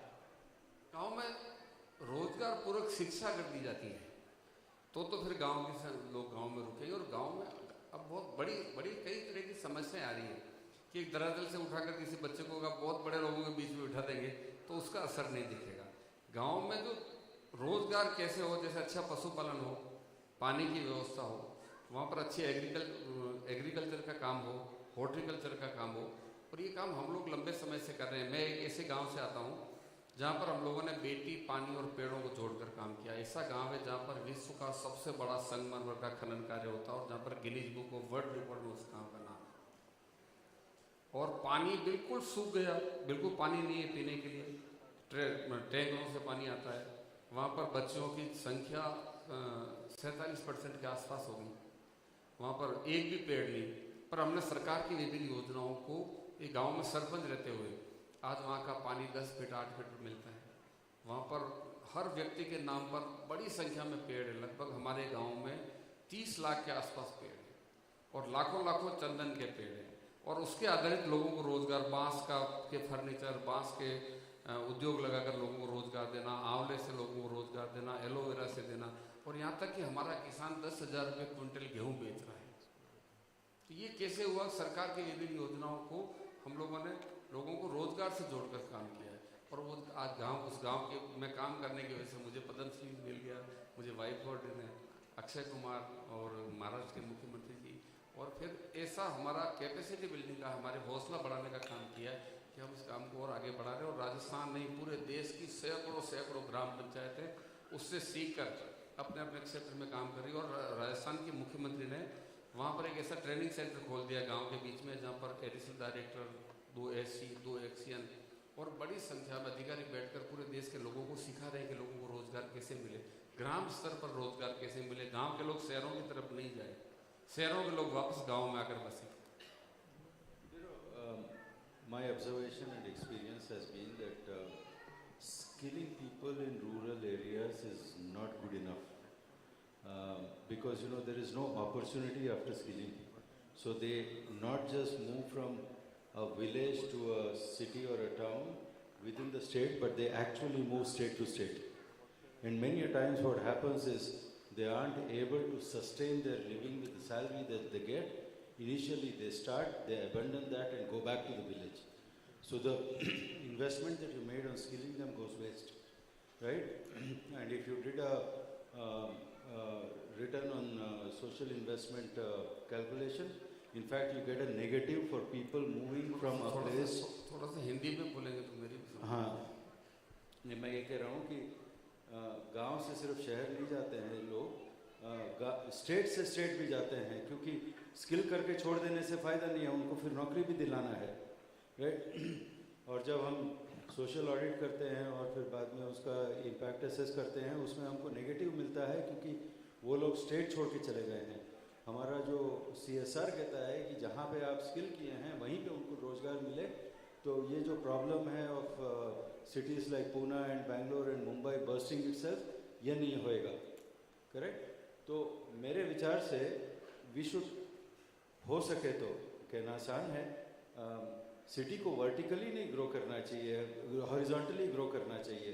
जैसे बैंगलोर के बाजू में रामनगरम है, उसको डेवलप करो, राइट?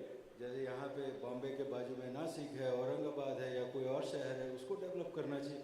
अब सबको बॉम्बे में ही रहना है और बॉम्बे में ही बिजनेस करना है, बैंगलोर में ही रहना है, ये नहीं हो सकता है, ये तो फटेगा ही, और फट चुका है, right? That is why, and I don't know how many of you read paper or saw the TV 4 days back when it rained in Bangalore, the elevated highway that connects the electronic city and the main city was flooded, and there were 3,000 people stranded in the middle of the night. They abandoned their cars and started walking towards their homes, and then it took probably about 5 hours or 6 hours for the traffic to get cleared. Now that is the situation. आप कितना भी कुछ भी कर लो, you can't develop that city anymore. हाँ, road को अच्छा बना सकते हैं, but उससे ज़्यादा आप उसको चौड़ा तो नहीं बना सकते. So I think the important thing is for the government to realize and saturate a city and tell people who wants to do business to go to the neighboring city and no more licenses to be given there. ये बहुत अच्छा आपने बताया, क्योंकि जो शहर और ग्राम वाला, इसका एक सोल्यूशन चाणक्य ने भी दिया था, लेकिन वो बता कि मैं आपको आखिरी प्रश्न पूछूंगा, फिर आई ओपन फॉर क्वेश्चंस। जो चाणक्य का इकोनॉमिक डेवलपमेंट मॉडल था, जिसे उस जमाने में भारत सबसे बड़ी इकोनॉमी थी, सोने की चिड़िया थी, वो कहते हैं 2 चीज पैरेलली एग्जिस्ट होती है, होगी हमेशा हर जनरेशन में, एक है ग्राम और एक है शहर। We have to have balance. उस जमाने में आप देखोगे it was more a rural economy, cities also grow नगर। लेकिन आपसे जो प्रश्न है कि एक चीज मैंने पढ़ा था एक किताब में, what is the difference between a village and a city? In a village, the first person knows the last person. एक गांव में पहला जो व्यक्ति होता है आखिरी व्यक्ति को जानता है, and a city, the first person may not even know the next person. क्योंकि हमने कितनी सारी कहानी सुनते हैं कि अपने बगल के घर में कोई बुजुर्ग चले गए और 10 दिन के बाद जब वो फाउल स्मेल आता है तब पता चला। सो मेरा प्रश्न अभी थोड़ा अलग होगा, क्योंकि हम अभी क्लाइमेट से लेकर एनवायरनमेंट, सोशल कल्चर की बात की है। आप एक ऐसी बात बताएं कि गाँव में जो सोशल सिस्टम होता है, जो समाज की व्यवस्था होती है, और जैसे आपने पेड़ जब लगाए वो सिर्फ मेरी बेटी की बात नहीं थी, तो वहाँ पे ऐसी क्या बात है जिसकी वजह से गांधी जी भी कहते थे कि इंडिया लिव्स इन विलेजेस। जो पहली बार आए थे साउथ अफ्रीका से तो उनके गुरु ने कहा था पहले गांव घूमो देश देखो। तो ऐसी क्या बात है, मे बी 1 or 2 पॉइंट जो गांव में जो से इमोशनल जो सिस्टम होता है वो क्या होता है? देखिए गांव में महात्मा गांधी की जो ग्राम स्वराज की कल्पना है वो साकार करने के लिए गांव के हर व्यक्ति की समस्या को समझना पड़ेगा, उसकी सोच को समझना पड़ेगा। और हम लोगों ने उस पर काम किया है। हमने छोटे छोटे विषय पर काम किया है कि एक ऐसा गांव जो बेटियों के जन्म पर पेड़ लगाता और खुशियां मनाता, और सिर्फ इतना सा काम किया कि इस गांव में जो भी लड़की पैदा होगी उसके नाम पर इतने पेड़ लगाएंगे कि धरती सर सब जुड़ जाएगी। और हर बेटी के नाम पर 111 पेड़ लगाना, हर बेटी के नाम पर गांव वालों से पैसा इकट्ठा करके उस बेटी के नाम पर फिक्स डिपॉजिट करना, सुकन्या समृद्धि योजना से जोड़ना। हमारी जमीनें सर सब जो गई, इतने पेड़ लग गए कि उसको देखने के लिए दुनिया भर के लोग आते हैं। और गांव की बेटियां 53% होंगी। तो समस्या कौन सी है उसको समझना पड़ेगा। किसी घर में बेटी का जन्म नहीं हो रहा है तो क्यों नहीं हो रहा है, उसके पीछे क्या कारण है, उसकी सोच तक जाना पड़ेगा कि बेटी पराया धन है, बेटी की शादी में खर्चा होगा, बेटी की शिक्षा में खर्चा हो जाएगा, फिर बेटी चली जाएगी दूसरे के घर। नहीं, बेटी हमारी, हम बेटी के जन्मते उसके नाम पर कुछ करते। इस तरह के प्रयोग हम लोगों ने वहाँ पर किए हैं। Thank you. Each of them has given lot of food for thought. बाद में during food for the stomach बात कर लीजिएगा। समय की मर्यादा रखते हुए मुझे अभी यहाँ पे रोकना पड़ेगा। Thank you so much for all the panelist. Thank you so much, sir. Everyone, let's have a big round of applause to them. And thank you so much, Dr. Radhakrishnan, for moderating the session. If I may take the opportunity, first of all, if I may request Mr. Prashant Gulalkari, the Executive Director of Y4D Foundation, to please come on the stage. And let's felicitate Dr. Radhakrishnan Pillai for flawlessly moderating this session. Everyone, let's put your hands together.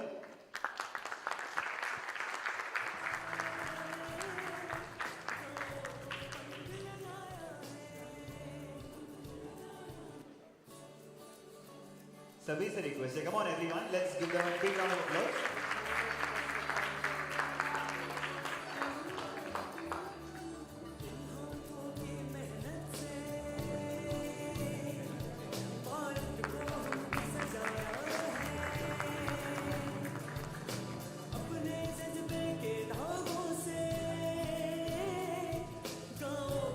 Thank you, sir. If I may now, thank you, sir. If I may now request Mr. Shubham Dharmale, the Media Manager at Y4D Foundation, to please come on the stage, and let's felicitate Mr. Crispino Lobo.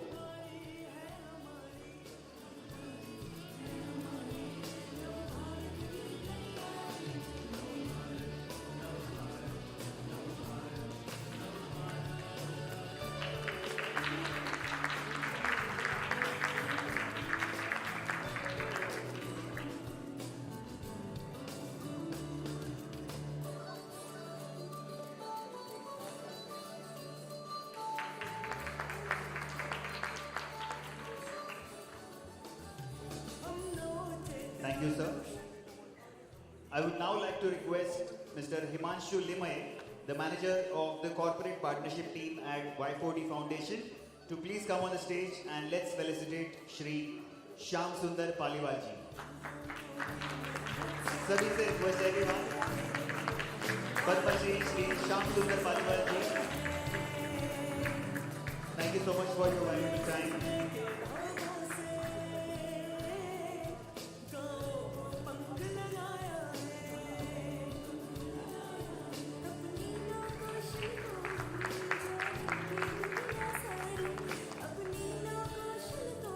I would now like to call on stage, once again, put your hands together and let's welcome Mr. Sumit Antil.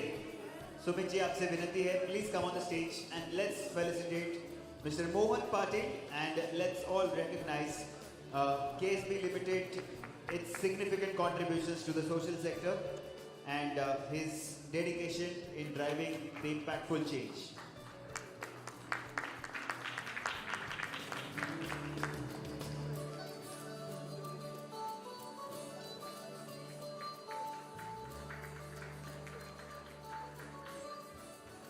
And अब मैं विनती करूंगा सुमित जी, मैं आपसे विनती करूंगा आपके साथ पद्मश्री श्री श्याम सुंदर पालीवाल जी से भी विनती करूंगा कि आप हमारे साथ स्टेज पर रहिए.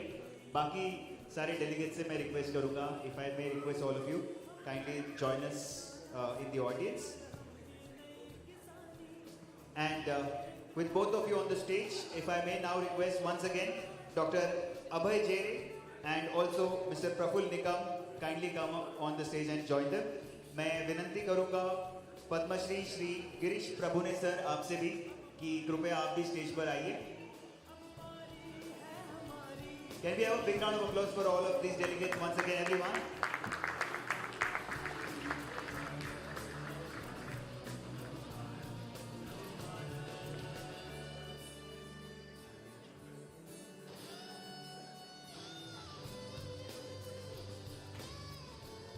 And with all of you, now let me take the opportunity to also have on the stage with us, let's put our hands together and welcome Miss Shweta Shalini. Everyone put your hands together and welcome Miss Shweta Shalini, who's a great visionary entrepreneur and a social leader. Ladies and gentlemen, as the director of the Maharashtra government's initiative for the Village Social Transformation Foundation, she has pioneered a unique sustainable development in rural areas. You know, she has come up with a unique model of collaboration between government and CSR partners to drive the sustainable development in rural areas. Ladies and gentlemen, Ms. Shalini plays a significant role in the Billion Divas initiative, which supports the women-led startups, and her multifaceted approach combines the innovation with the responsibility, making her a key figure in fostering the community development and empowering women across the region. So we are delighted to have you with us on the stage. If I may now request Mr. Pandurang Sanap, our project manager at Y4D Foundation, to please come on the stage and let us felicitate Miss Shweta Shalini.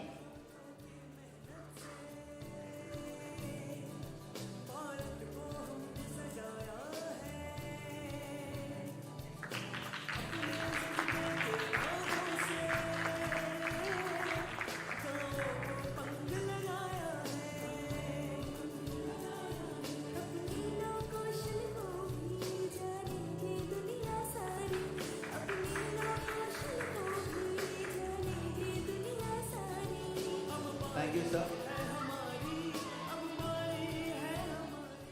And ladies and gentlemen, it's now time that we present the annual report of Y4D Foundation, and this report is to be unveiled. And to do the honors, if I may request all of you, please step ahead and let us now present with all our guests who are on the dais. If I may request all of you to please honor us by unveiling the Y4D Foundation's annual report for the financial year 2023 and 2024. Ladies and gentlemen, let's give a big round of applause for a year of commitment, for a year of making impactful change, and a year that has made all of us embark our footprints in the social sector even stronger. And while we are presenting our annual report for FY 23-24, we are also committed for yet another bright future. With all your dedication and support, we are committed to make even this year as a great successful year at Y4D Foundation.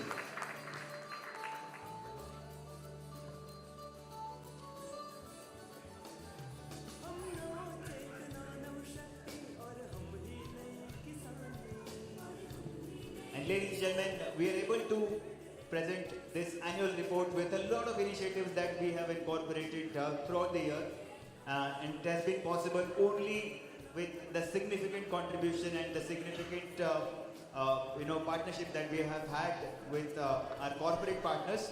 And hence, now we are going to have the Social Recognition Award ceremony, where we would like to take a moment to acknowledge all our partners who've been there to make our journey even more instrumental. So let's move towards the Social Recognition Award ceremony. On the occasion of Y4D's 10th Foundation Day, we want to recognize a few organizations for their exemplary work in changing people's life in India. Ladies and gentlemen, let's get started. First of all, if I may request Mr. Sumit Antil to please step ahead to present the first trophy. And the first trophy of recognition goes to MasterCard. Everyone, may I have the pleasure of inviting Mr. Tushar Desai from MasterCard. Please come ahead. Ladies and gentlemen, if I may also request all the delegates if you could join us in the frame. Ladies and gentlemen, MasterCard is dedicated to promoting equity, inclusion and environmental solutions exemplified by its ethos of doing well by doing good. MasterCard has reached 1 million girls through its STEM-based Girls for Tech program, aiming to engage 5 million girls by the end of 2025. And today, we are proudly presenting MasterCard with the Social Recognition Award for their outstanding commitment to social responsibility. Let's have a big round of applause for them once again. Now, if I may request, the next recognition, which goes to Cognizant Foundation. Ladies and gentlemen, let's get ready to acknowledge Cognizant Foundation, which is committed to enhancing accessibility to healthcare and education through its impactful initiatives, through programs like the Health for All, Sight for All, Care for All, and Support for All, for the betterment of underserved communities. Cognizant Foundation is creating an impact across India through various social impact projects. And ladies and gentlemen, now if I may request Mr. Abhay Jain to please step ahead to present a trophy of recognition. And on behalf of Cognizant Foundation, if I may request Mr. Vaibhav Suravde to please come ahead. Everyone, let's put our hands together and welcome him. Mr. Vaibhav Suravde, congratulations to you and the entire team of Cognizant Foundation.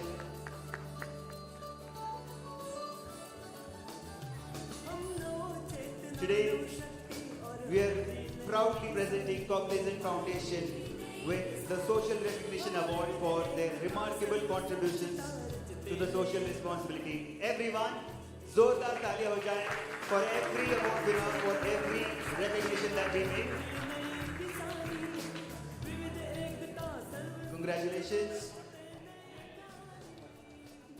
Now, ladies and gentlemen, presenting the next social recognition. Yes, I think आप सभी से request मैं करूँगा कि let's stay back on the stage throughout the recognition. The next recognition goes to Sun Pharmaceutical Industries Limited. Ladies and gentlemen, Sun Pharmaceutical Industries Limited is being recognized for its outstanding commitment for corporate social responsibility in India. Guided by values of humility, innovation and passion, the company has significantly impacted communities through initiatives in health, education, water, sanitation and rural development. Sun Pharma has positively influenced the lives of over 6 million people across 265 villages. Ladies and gentlemen, to receive this award, if I may request Mr. Somnath Dadas to please come ahead from Sun Pharmaceutical Industries Limited. And if I may request Mr.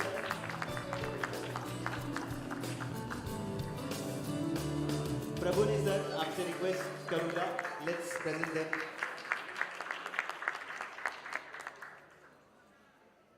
So congratulations. Moving on. Congratulations. Yes. Moving on to the next one. Ladies and gentlemen, the next recognition goes to Ishanya Foundation, the CSR of Deepak Fertilizers and Petrochemicals. Ladies and gentlemen, the Ishanya Foundation is dedicated to empowering communities through a range of impactful initiatives.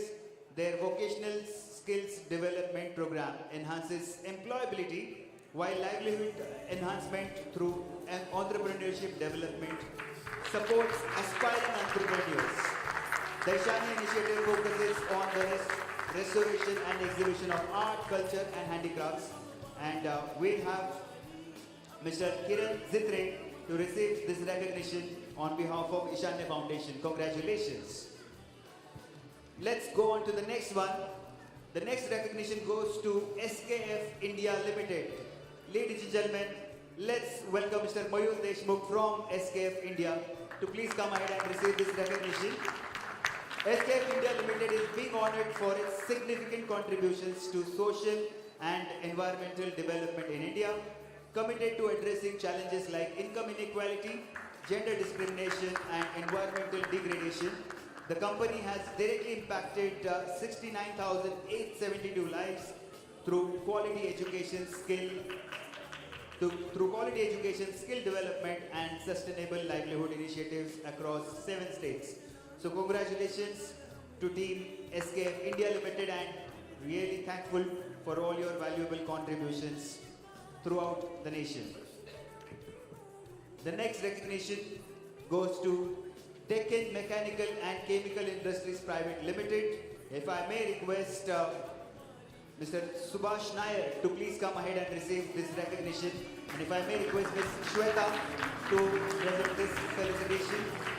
As we continue our celebration of corporate partners making a difference, it is my pleasure to introduce DMEC. This remarkable organization is actively intervening at the community level by providing nutritional kits to those in need, especially in the slums of Pune. Through their unique initiative, DMEC is not only addressing the malnutrition, but also supporting vulnerable populations with essential nutrients. Such great contribution. Thank you so much for all your valuable contribution and making an impactful change. The next recognition goes to Bristlecone India Limited. Ladies and gentlemen, if I may request Mr. Sriram Joshi and his team to please come ahead and receive this recognition. Here we are, and if I may request Padma Shri Girish Prabhuneji, aapse request hai, let's present the next recognition. As we recognize the impactful work of our corporate partners, I'm delighted to introduce Bristlecone India Limited. This organization is dedicated to fostering education and empowerment by promoting learning opportunities for all, with a special focus on girls, women and the elderly, differently abled individuals. Through their initiatives, Bristlecone is not only enhancing access to education, but also equipping vulnerable communities with vital vocational skills. And for all such great contribution, we are really delighted to recognize Bristlecone India Limited. Congratulations. Ladies and gentlemen, last but not the least, let's now have the next recognition goes to Altmetric India Private Limited. May I request Mr. Ameya to please come ahead and receive this recognition. And if I may request Girish sir, aapse punah ek baar vinanti hai, we would request you to present this recognition. As we celebrate the incredible contributions of our corporate partners, it is my honor to introduce Altmetric India. As a part of their CSR vision, they provide underprivileged children with access to technology and quality education. This initiative is a key component of their impact program, and they are significantly contributing to the quality education goals of India. With that, everyone, can we have a collective appreciation to all those partners who have given their impactful contributions, and they have been an instrumental support in making Y4D reach out with all such great initiatives that we are able to take. And with that, now I would request our guest of honors to please come ahead and share your thoughts on this occasion. Let's start off with Ms. Shweta Shalini first. Ma'am, if you could please come ahead and present your thoughts. Everyone, can we have a huge round of applause for her?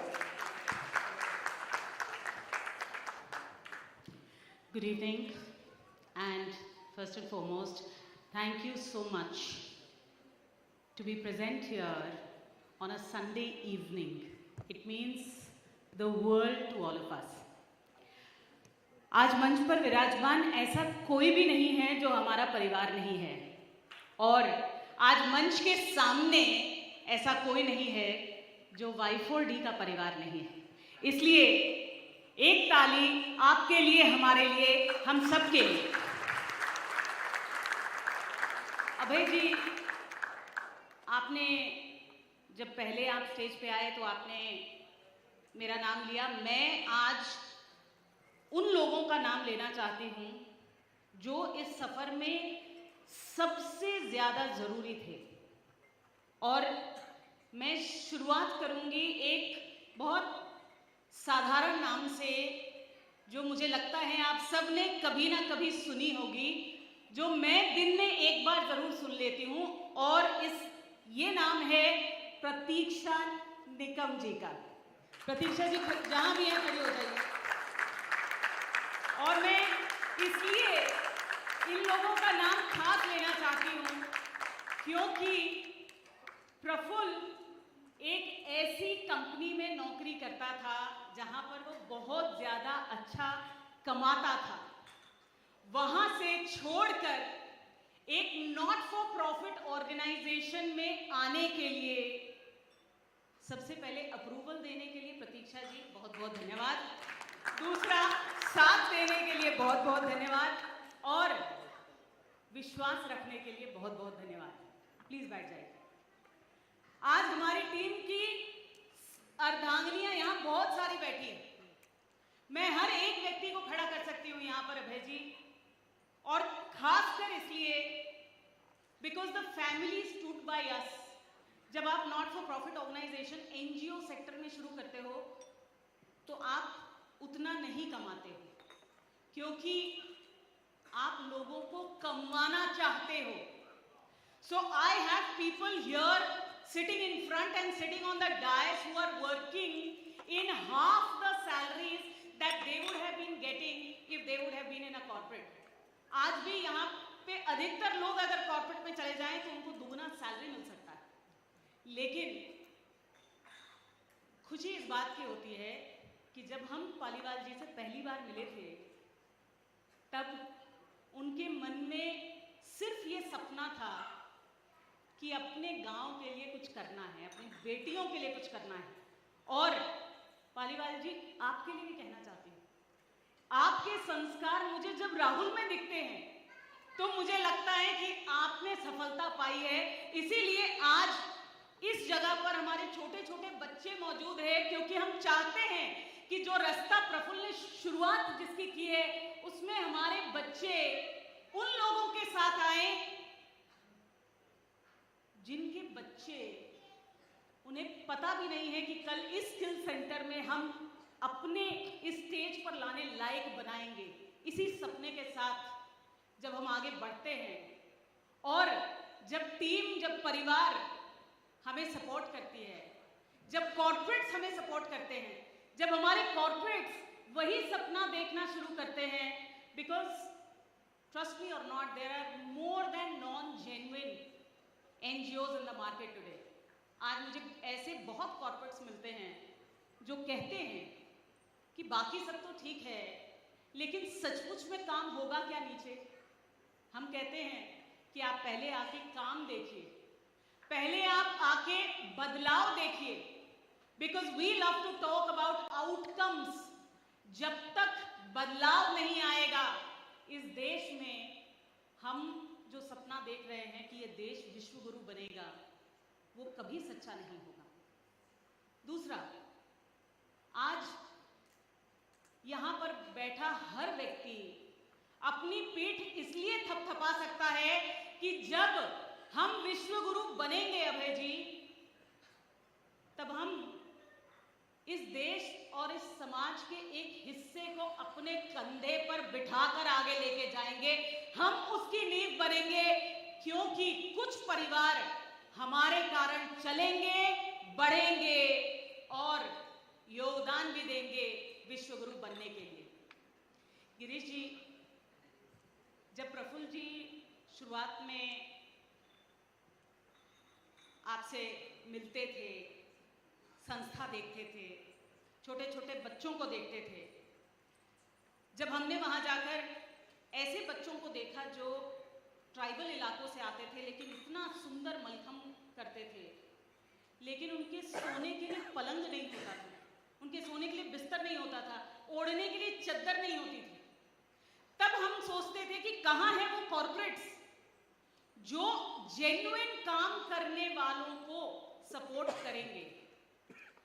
लेकिन आज मुझे खुशी है कि आज सरकार ने ही गिरीश जी के काम को रिकॉग्नाइज नहीं किया, कॉर्पोरेट्स ने उनके काम को रिकॉग्नाइज किया है, क्योंकि आज देश ने यह तय किया है कि जेन्युइन सोसाइटल सेक्टर में काम करने वालों को आगे बढ़ाने के लिए हर वो सपोर्ट मिलेगा, चाहे हाथ पकड़ने का, चाहे मॉनेटरी रिसोर्सेज का, चाहे स्किल्ड रिसोर्सेज का, हर प्रकार का सपोर्ट आज इकोसिस्टम देने के लिए तैयार है, अगर आप जेन्युइनली नीचे को काम करते हैं तो और बदलाव लाते हैं तो। इसलिए गिरीश जी, आज जो प्रफुल्ल जी हैं, मैं और विजेश, आज जब विजेश यहाँ खड़े होकर भाषण दे रहे थे तो मुझे याद आ रहा था कि एक समय ऐसा था जब विजेश को यदि बोल दिया जाता था कि स्टेज पे जाना है तो उनके पसीने छूटते थे।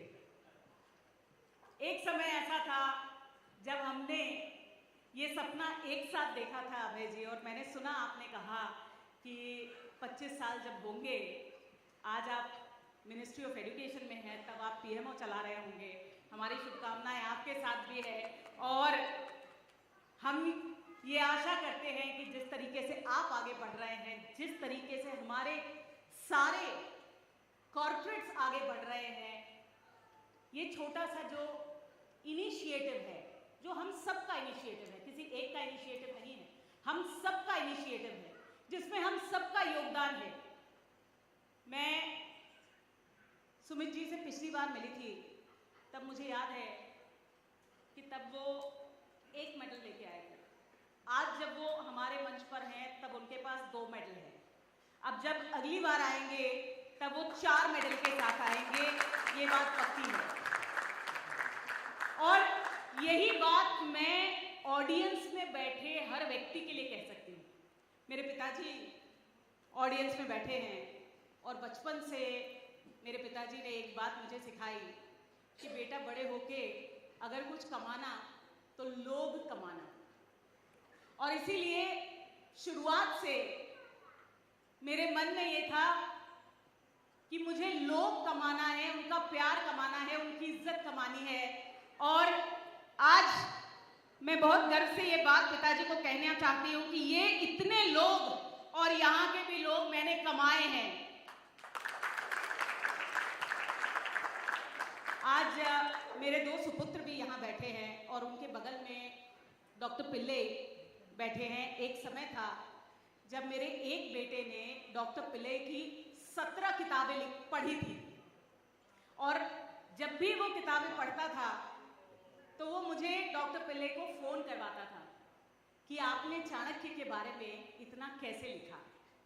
आज मुझे इस बात की खुशी है कि डॉक्टर पिल्ले, जिनको बुलाने के लिए बड़े बड़े कॉर्पोरेट्स कभी कभार मुझे फोन कर लेते हैं कि डॉक्टर पिल्ले का समय मिलेगा क्या, और जब हम उनको फोन करते हैं तो वो कहते हैं नहीं, मेरे स्पीकिंग स्लॉट्स अगले 4 महीने तक बुक्ड है।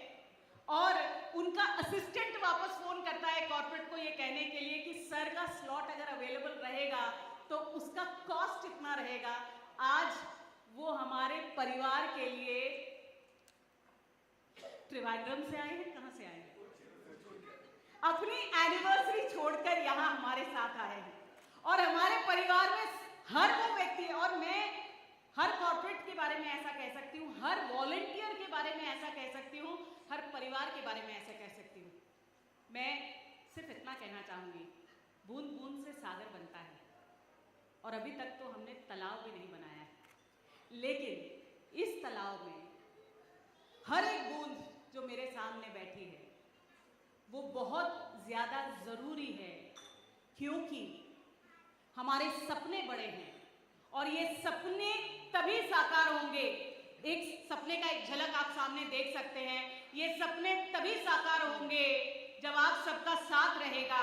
एक प्रफुल्ल ने सोचा कि मुझे गांव से निकलना है, एक प्रफुल्ल ने ये सोचा कि मुझे नौकरी छोड़नी है, एक प्रफुल्ल ने ये सोचा कि मुझे दूसरों के लिए रास्ता बनाना है। हमारा प्रण है कि हम Y4D में ऐसे हजारों लाखों प्रफुल्ल बनाना चाहते हैं, और आज मैं 10th एनिवर्सरी पर ये प्रण लेती हूँ कि मेरा योगदान कम से कम 100 और प्रफुल्ल बनाने में अवश्य होगा। प्रफुल्ल जी, इसके लिए आप मेरा हमेशा से साथ देते रहें ताकि हम आपको क्लोन करते रहें।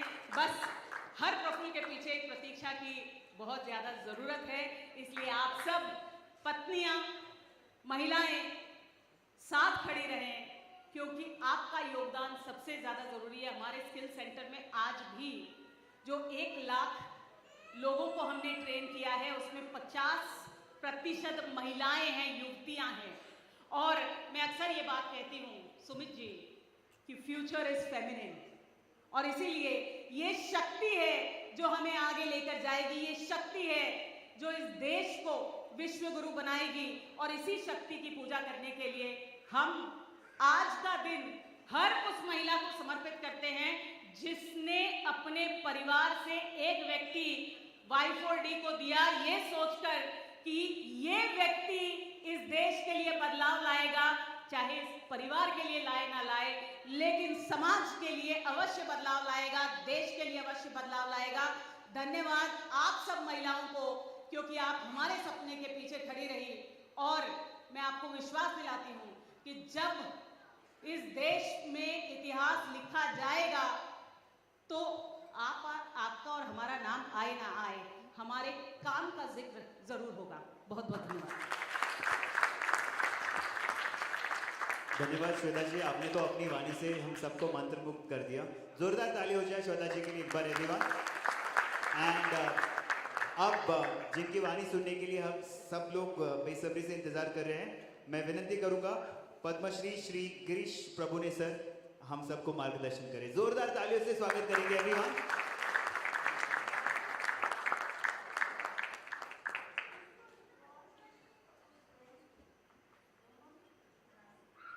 नमस्कार। प्रफुल्ल और उनके सारे Y4D के साथीदार, उनको मैंने 10 साल पहले जब देखा था तो इतना 10 साल में इतना वो काम करेंगे ऐसा नहीं लगता था। क्यों हम इतने नीचे थे कि हम दुनिया को भी देख नहीं पाते थे, हमारी जो समस्याएं थी। लेकिन उनके साथ साथ काम करते करते उन्होंने जो काम किया है, हम भी बदल गए और वो भी बदल गए। वो इतना काम कोई भी संस्था 10 साल में कर नहीं पाती है। जो पालीवाल जी ने कहा, हम साथ में थे,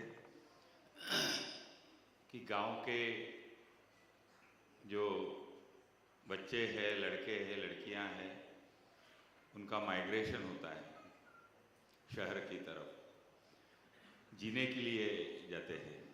तो गांव में ही वो स्किल्ड होना चाहिए, कौशल्य होना चाहिए कि उसी के यहाँ गांव में ही जो साधन सामग्री है उसके अनुसार वहाँ कुछ तैयार हो जाए और शहर की तरफ, शहर के यहाँ वो बेचे जाए, गांव की ज़रूरतें गांव में ही पूरी हो जाए। तो इसी के अनुसार वो देखकर Y4D का अभी जो नया प्रोजेक्ट है उसमें से ऐसा लगता है कि जहाँ वो मावळ पुणे के नज़दीक का जो एरिया है, पूरा मावळ, पूरा मुळशी, जहाँ छत्रपति शिवाजी महाराज ने स्वराज्य का सपना देखा और हर गांव के हर पहाड़ में से लोग बाहर आ गए और स्वराज्य स्थापित हो गया। लेकिन ये सारा पुणे के बाजू का सारा इलाका जो है वो पूरा का पूरा बिगड़ गया है। वो फिर से ठीक होगा ऐसा नहीं लगता है। इतनी सारी जहाँ जहाँ बायोडाइवर्सिटी जिसे कहते हैं, ऐसे पूरे नदियाँ, तालाब, लोग खुशहाल थे। आज बाहर से माइग्रेट होकर लोग वहाँ आ गए हैं, बिहार से, आसाम से, छत्तीसगढ़ से, झारखंड से, सभी जगह से आए हैं। तो यहाँ के लोग जो है वो भी बाहर जा रहे हैं, कहाँ जा रहे हैं मालूम नहीं पड़ता है। पुणे के बीच में झुग्गी झोपड़ियाँ, बम्बई में झुग्गी झोपड़ियाँ। तो ये सारा सोचकर ये बदलने का है तो 100 साल तो लगेंगे, और उसकी शुरुआत Y4D ने बहुत अच्छे ढंग से की है। जैसे क्रिस्पिन लोगो उनके ध्यान में नहीं होगा, हम 40 साल पहले मिले थे पोपटराव पवार के यहाँ। कुछ प्रयोग महाराष्ट्र में हुए हैं, जो हिवरे बाजार, हिवरे कहते हैं लेकिन वो अभी हरा भरा बाजार है, हिरवे बाजार हो गया है पोपटराव पवार। मैं अभी 1 महीना पहले गया था, तो पहला कितना पलायन होता था, माइग्रेशन होता था। उनको पूछा तो बोले हर घर का लड़का 40 साल पहले बाहर जाता था, अहमदनगर, पुणे में। अभी हर खेती में पानी आ गया है, वहाँ पढ़ाई भी अच्छी हो रही है, ग्रेजुएट होकर भी गांव में ही लोग फिर से वापस आ रहे हैं। तो ये अन्ना हजारे का उदाहरण है, ये उदाहरण है।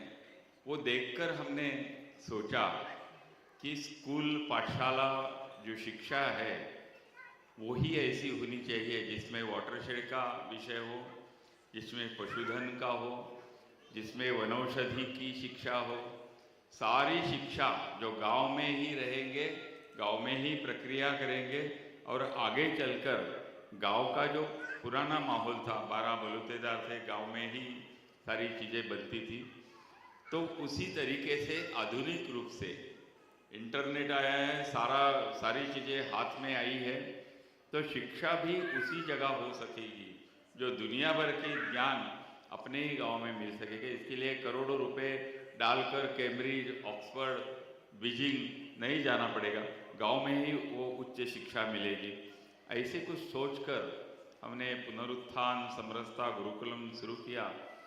अभी उसमें से कुछ बच्चे डॉक्टर हो गए, MBBS के लिए गए हैं, कुछ इंजीनियर बन रहे हैं, कुछ IIT में जाने लगे हैं, कुछ UPSC की परीक्षा दे रहे हैं, लड़कियां हैं टीचर बन रही है, और उपनिषद से लेकर कबीर, बुद्ध, सारा भारतीय तत्वज्ञान भी अपनाए रहे। एक समय ऐसा था कि मैकॉले अंग्रेजी भाषा अनिवार्य थी। अभी हमारे यहाँ अंग्रेजी से लेकर संस्कृत में भी बातें कर रहे हैं। जिन बच्चों को घर नहीं था, जिन बच्चों को गांव नहीं था, कहाँ जाना है, क्या करना है, सिर्फ उनको मालूम था कि पुलिस के हवाला जो है अरेस्ट करके उसमें डालते, वही उनका भविष्य था। उसमें बदल कर अभी वो अपना खुद का रास्ता चुन रहे हैं, देख रहे हैं। इसमें Y4D की साथ बहुत गहराई से हमारे साथ उन्होंने काम किया है। हम देखते हैं वो जैसे आगे चल रहे हैं तो वो अकेले आगे नहीं चल रहे, पूरे देश भर में से, देहातों से, वंचित वर्गों से लोगों को साथ ले चल रहे हैं। तो निश्चित रूप से आगे के 10 साल, ये 10 साल है अब Y4D के आगे के 10 साल में भारत भी बदला हुआ होगा, स्वयं पूर्ण हुआ होगा, समृद्ध हुआ होगा। विश्व गुरु, ये कोई ऐसा देश विश्व गुरु नहीं बनता कि जिसके पैर कुछ वंचित है, जिसको खाना नहीं मिलता है।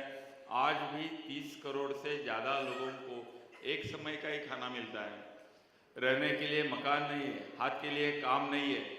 तो आगे के 10 साल यदि हम NGO सारे लोग सोचेंगे कि हर एक गांव में ऐसी शिक्षा मिले, ऐसे स्किल्ड हुए जो जिनके हाथ में कौशल्य है, ऐसे NGO वहाँ जाएंगे, कारागिर जाएंगे, वही सारे चीज़ें हो जाएगी। 10 करोड़ लोग महाराष्ट्र में, 10-14 करोड़ तक लोग महाराष्ट्र में हैं।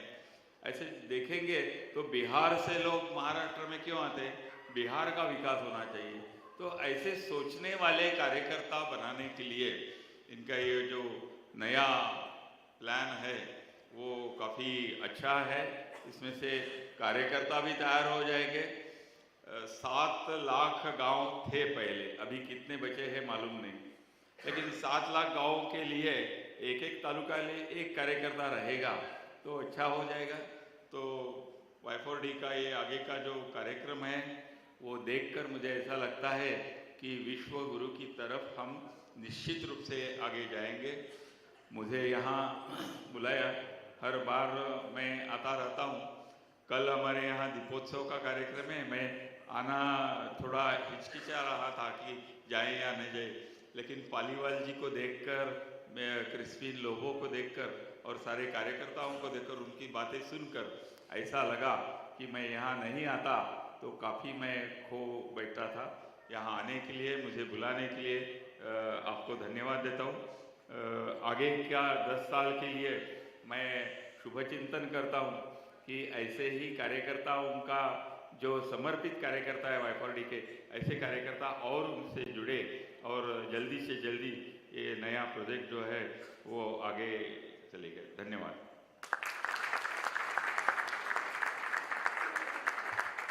धन्यवाद पद्मश्री श्री गिरीश प्रभुने जी।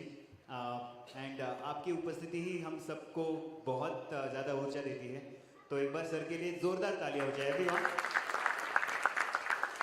And now if I may have a big round of applause and if I may request on behalf of all of us, Sumit ji आपसे विनंती है, आप भी हम सबको मार्गदर्शन कीजिए, हम सबको मोटिवेट कीजिए। Everyone presenting mister Sumit Antil to all of you.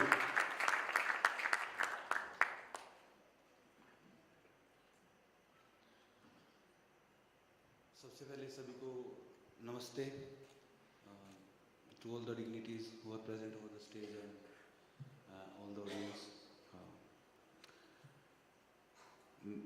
मैं ज़्यादा तो कुछ नहीं कहूँगा क्योंकि जैसे अभय सर ने और सर ने काफ़ी कुछ बता दिया है जो मैं सोच के आया था कि ये बताना है, बट इन्होंने और मैं स्पोर्ट्स पर्सन हूँ तो वैसे ही जितना हम मुश्किल एक ओलंपिक में मेडल लेना समझते हैं उतना ही मुश्किल स्टेज पे बोलना भी समझते हैं। बट जैसा मेरे को फील हुआ, मैं अपना एक्सपीरियंस शेयर करना चाहूँगा एक छोटा सा, कि जब मेरा टोक्यो में मेडल आया 2021 में, तो जब उससे पहले मैं ग्राउंड पे जाता था, तो मैं अपने गेम की बात करूँ, जैवलिन थ्रो में कोई भी नहीं जाता था मेरे अलावा मेरे ग्राउंड पे। तो मेरे मेडल आने के बाद में फिर एकदम से बहुत सारे बच्चे जैवलिन थ्रो करने लगे वहाँ पे। कभी कभी तो ऐसा डर लगता था कभी किसी को लग ना जाए दूसरे की जैवलिन। उसके 2-3 मैं फिर नेशनल कैंप में चला गया। उसके 1 साल बाद 2-3 महीने बाद मैं घर पे आया वापस से, तो मैंने देखा कि वो दोबारा से खाली हो गया ग्राउंड। तो ये एक बहुत बड़ी वो है, हम फैसिलिटीज़ तो प्रोवाइड करवा सकते हैं, बट मैंने फिर एक ऐसे ही जूनियर एथलीट को पकड़ा कि क्यों छोड़ दिया तुमने गेम। तो वो बोले कि कोई हमें स्किल प्रोवाइड करवाने वाला नहीं है, कोई हमें मोटिवेट करने वाला नहीं है। तो जैसे सर ने बताया इतना अच्छा जो मॉडल दिखाया, तो वही चीज़ माइंड में आई कि हाँ एक ऐसा प्रॉपर माहौल होगा जहाँ पे सारे जो यूथ है हमारे देश का, और जहाँ एक जगह पे सारे अपने बाई चांस स्किल्स की बात करेंगे तो वहाँ पे कितना पॉजिटिव माहौल होगा। मैं ये सोच के ही मतलब काफ़ी एक्साइटेड हूँ इस प्रोजेक्ट को लेकर। मैं थैंक यू करना चाहूँगा Y4D का और बाकी जितनी भी संस्थाएं काम कर रही है हमारे यूथ को एम्पावर करने में, हमारे स्पेशल अर्बन जो हमारा एरिया है उसको एम्पावर करने में, और सबसे मेन कि हमारे यूथ में मोटिवेशन भरने के लिए और उनको एक पॉजिटिव सराउंडिंग्स देने के लिए। मैं Y4D के साथ में पिछले कई सालों से हूँ। टोक्यो के बाद जैसे मैम ने बताया मैं तब भी आया था और अभी सेकंड मेडल के बाद भी आया हूँ। मैं थैंक यू करना चाहूँगा उनका कि on the behalf of whole sporting fraternity कि आप हमारे पूरे यूथ को सही डायरेक्शन में लेके जाने के लिए काम कर रहे हैं। और एक बार आपको आपके 10th फाउंडेशन डे पे मेरी तरफ से बहुत बहुत बधाई। धन्यवाद सुमित जी। एंड जैसा श्वेता जी ने कहा था कि आपको आने वाले गोल्ड मेडल्स के लिए ढेर सारी शुभकामनाएं हम सबकी ओर से। फिर से एक बार जोरदार ताली हो जाए सुमित जी के लिए। And thank you so much for being here with us. Ladies and gentleman, देखते देखते आज की शाम अपने आखिरी पड़ाव पर आ गई। And to present the official word of thanks, now if I may request Jagriti Deshmukh from Y4D foundation to please come ahead.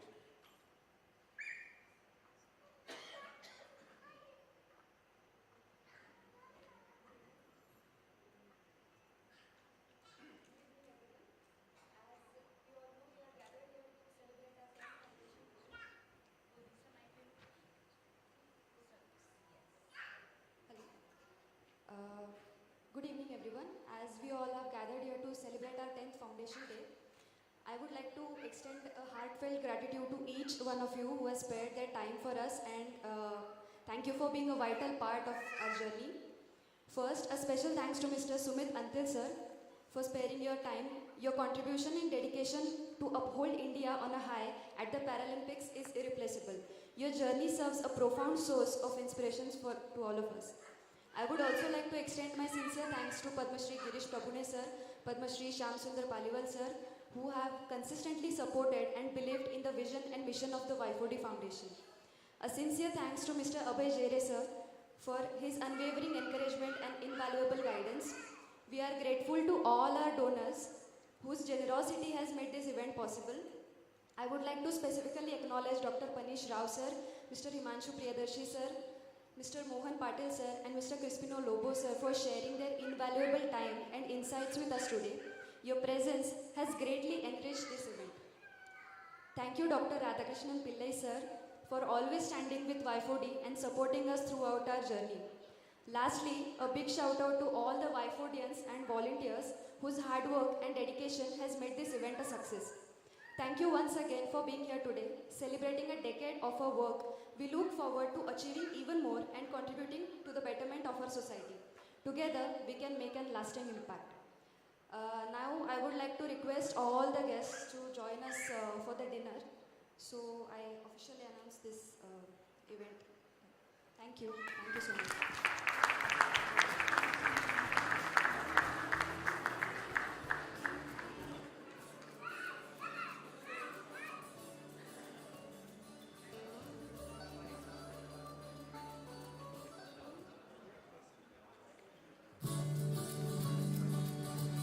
And on that note, as they say, the family that eats together always stays together. So if I may request all of you, let's join in for the dinner. Let's enjoy some good food with some good discussions and some great networking.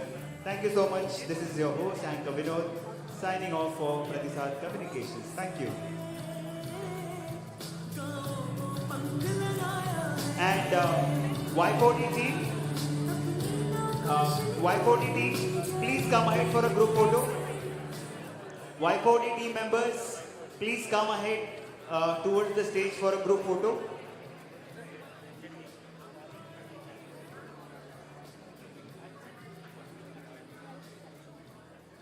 Sumit ji and हमारे सारे जो सम्मानीय delegates हैं, Y4D team का एक group photo आप सबके साथ हम निकालना चाहते हैं।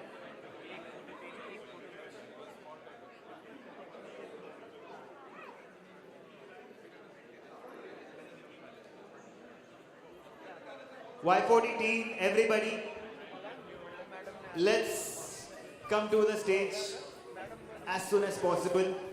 In fact, in no time.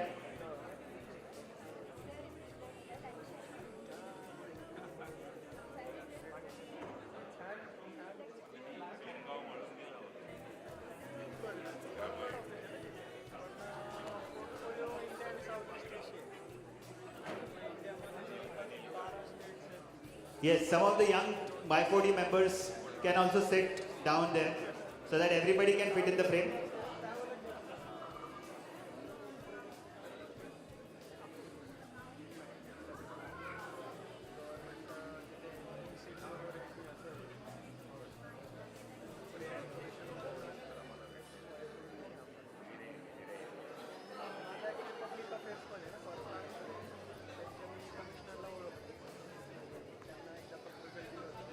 Okay everybody, अगर आप फोटोग्राफर को सही से देख सकते हो तो वो आपको डेफिनेटली कैप्चर कर रहा है.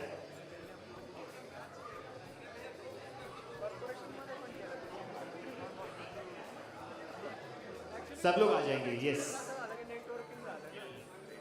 Okay everybody, look at the camera, give best of your smile and say on the count of 1, 2 and 3.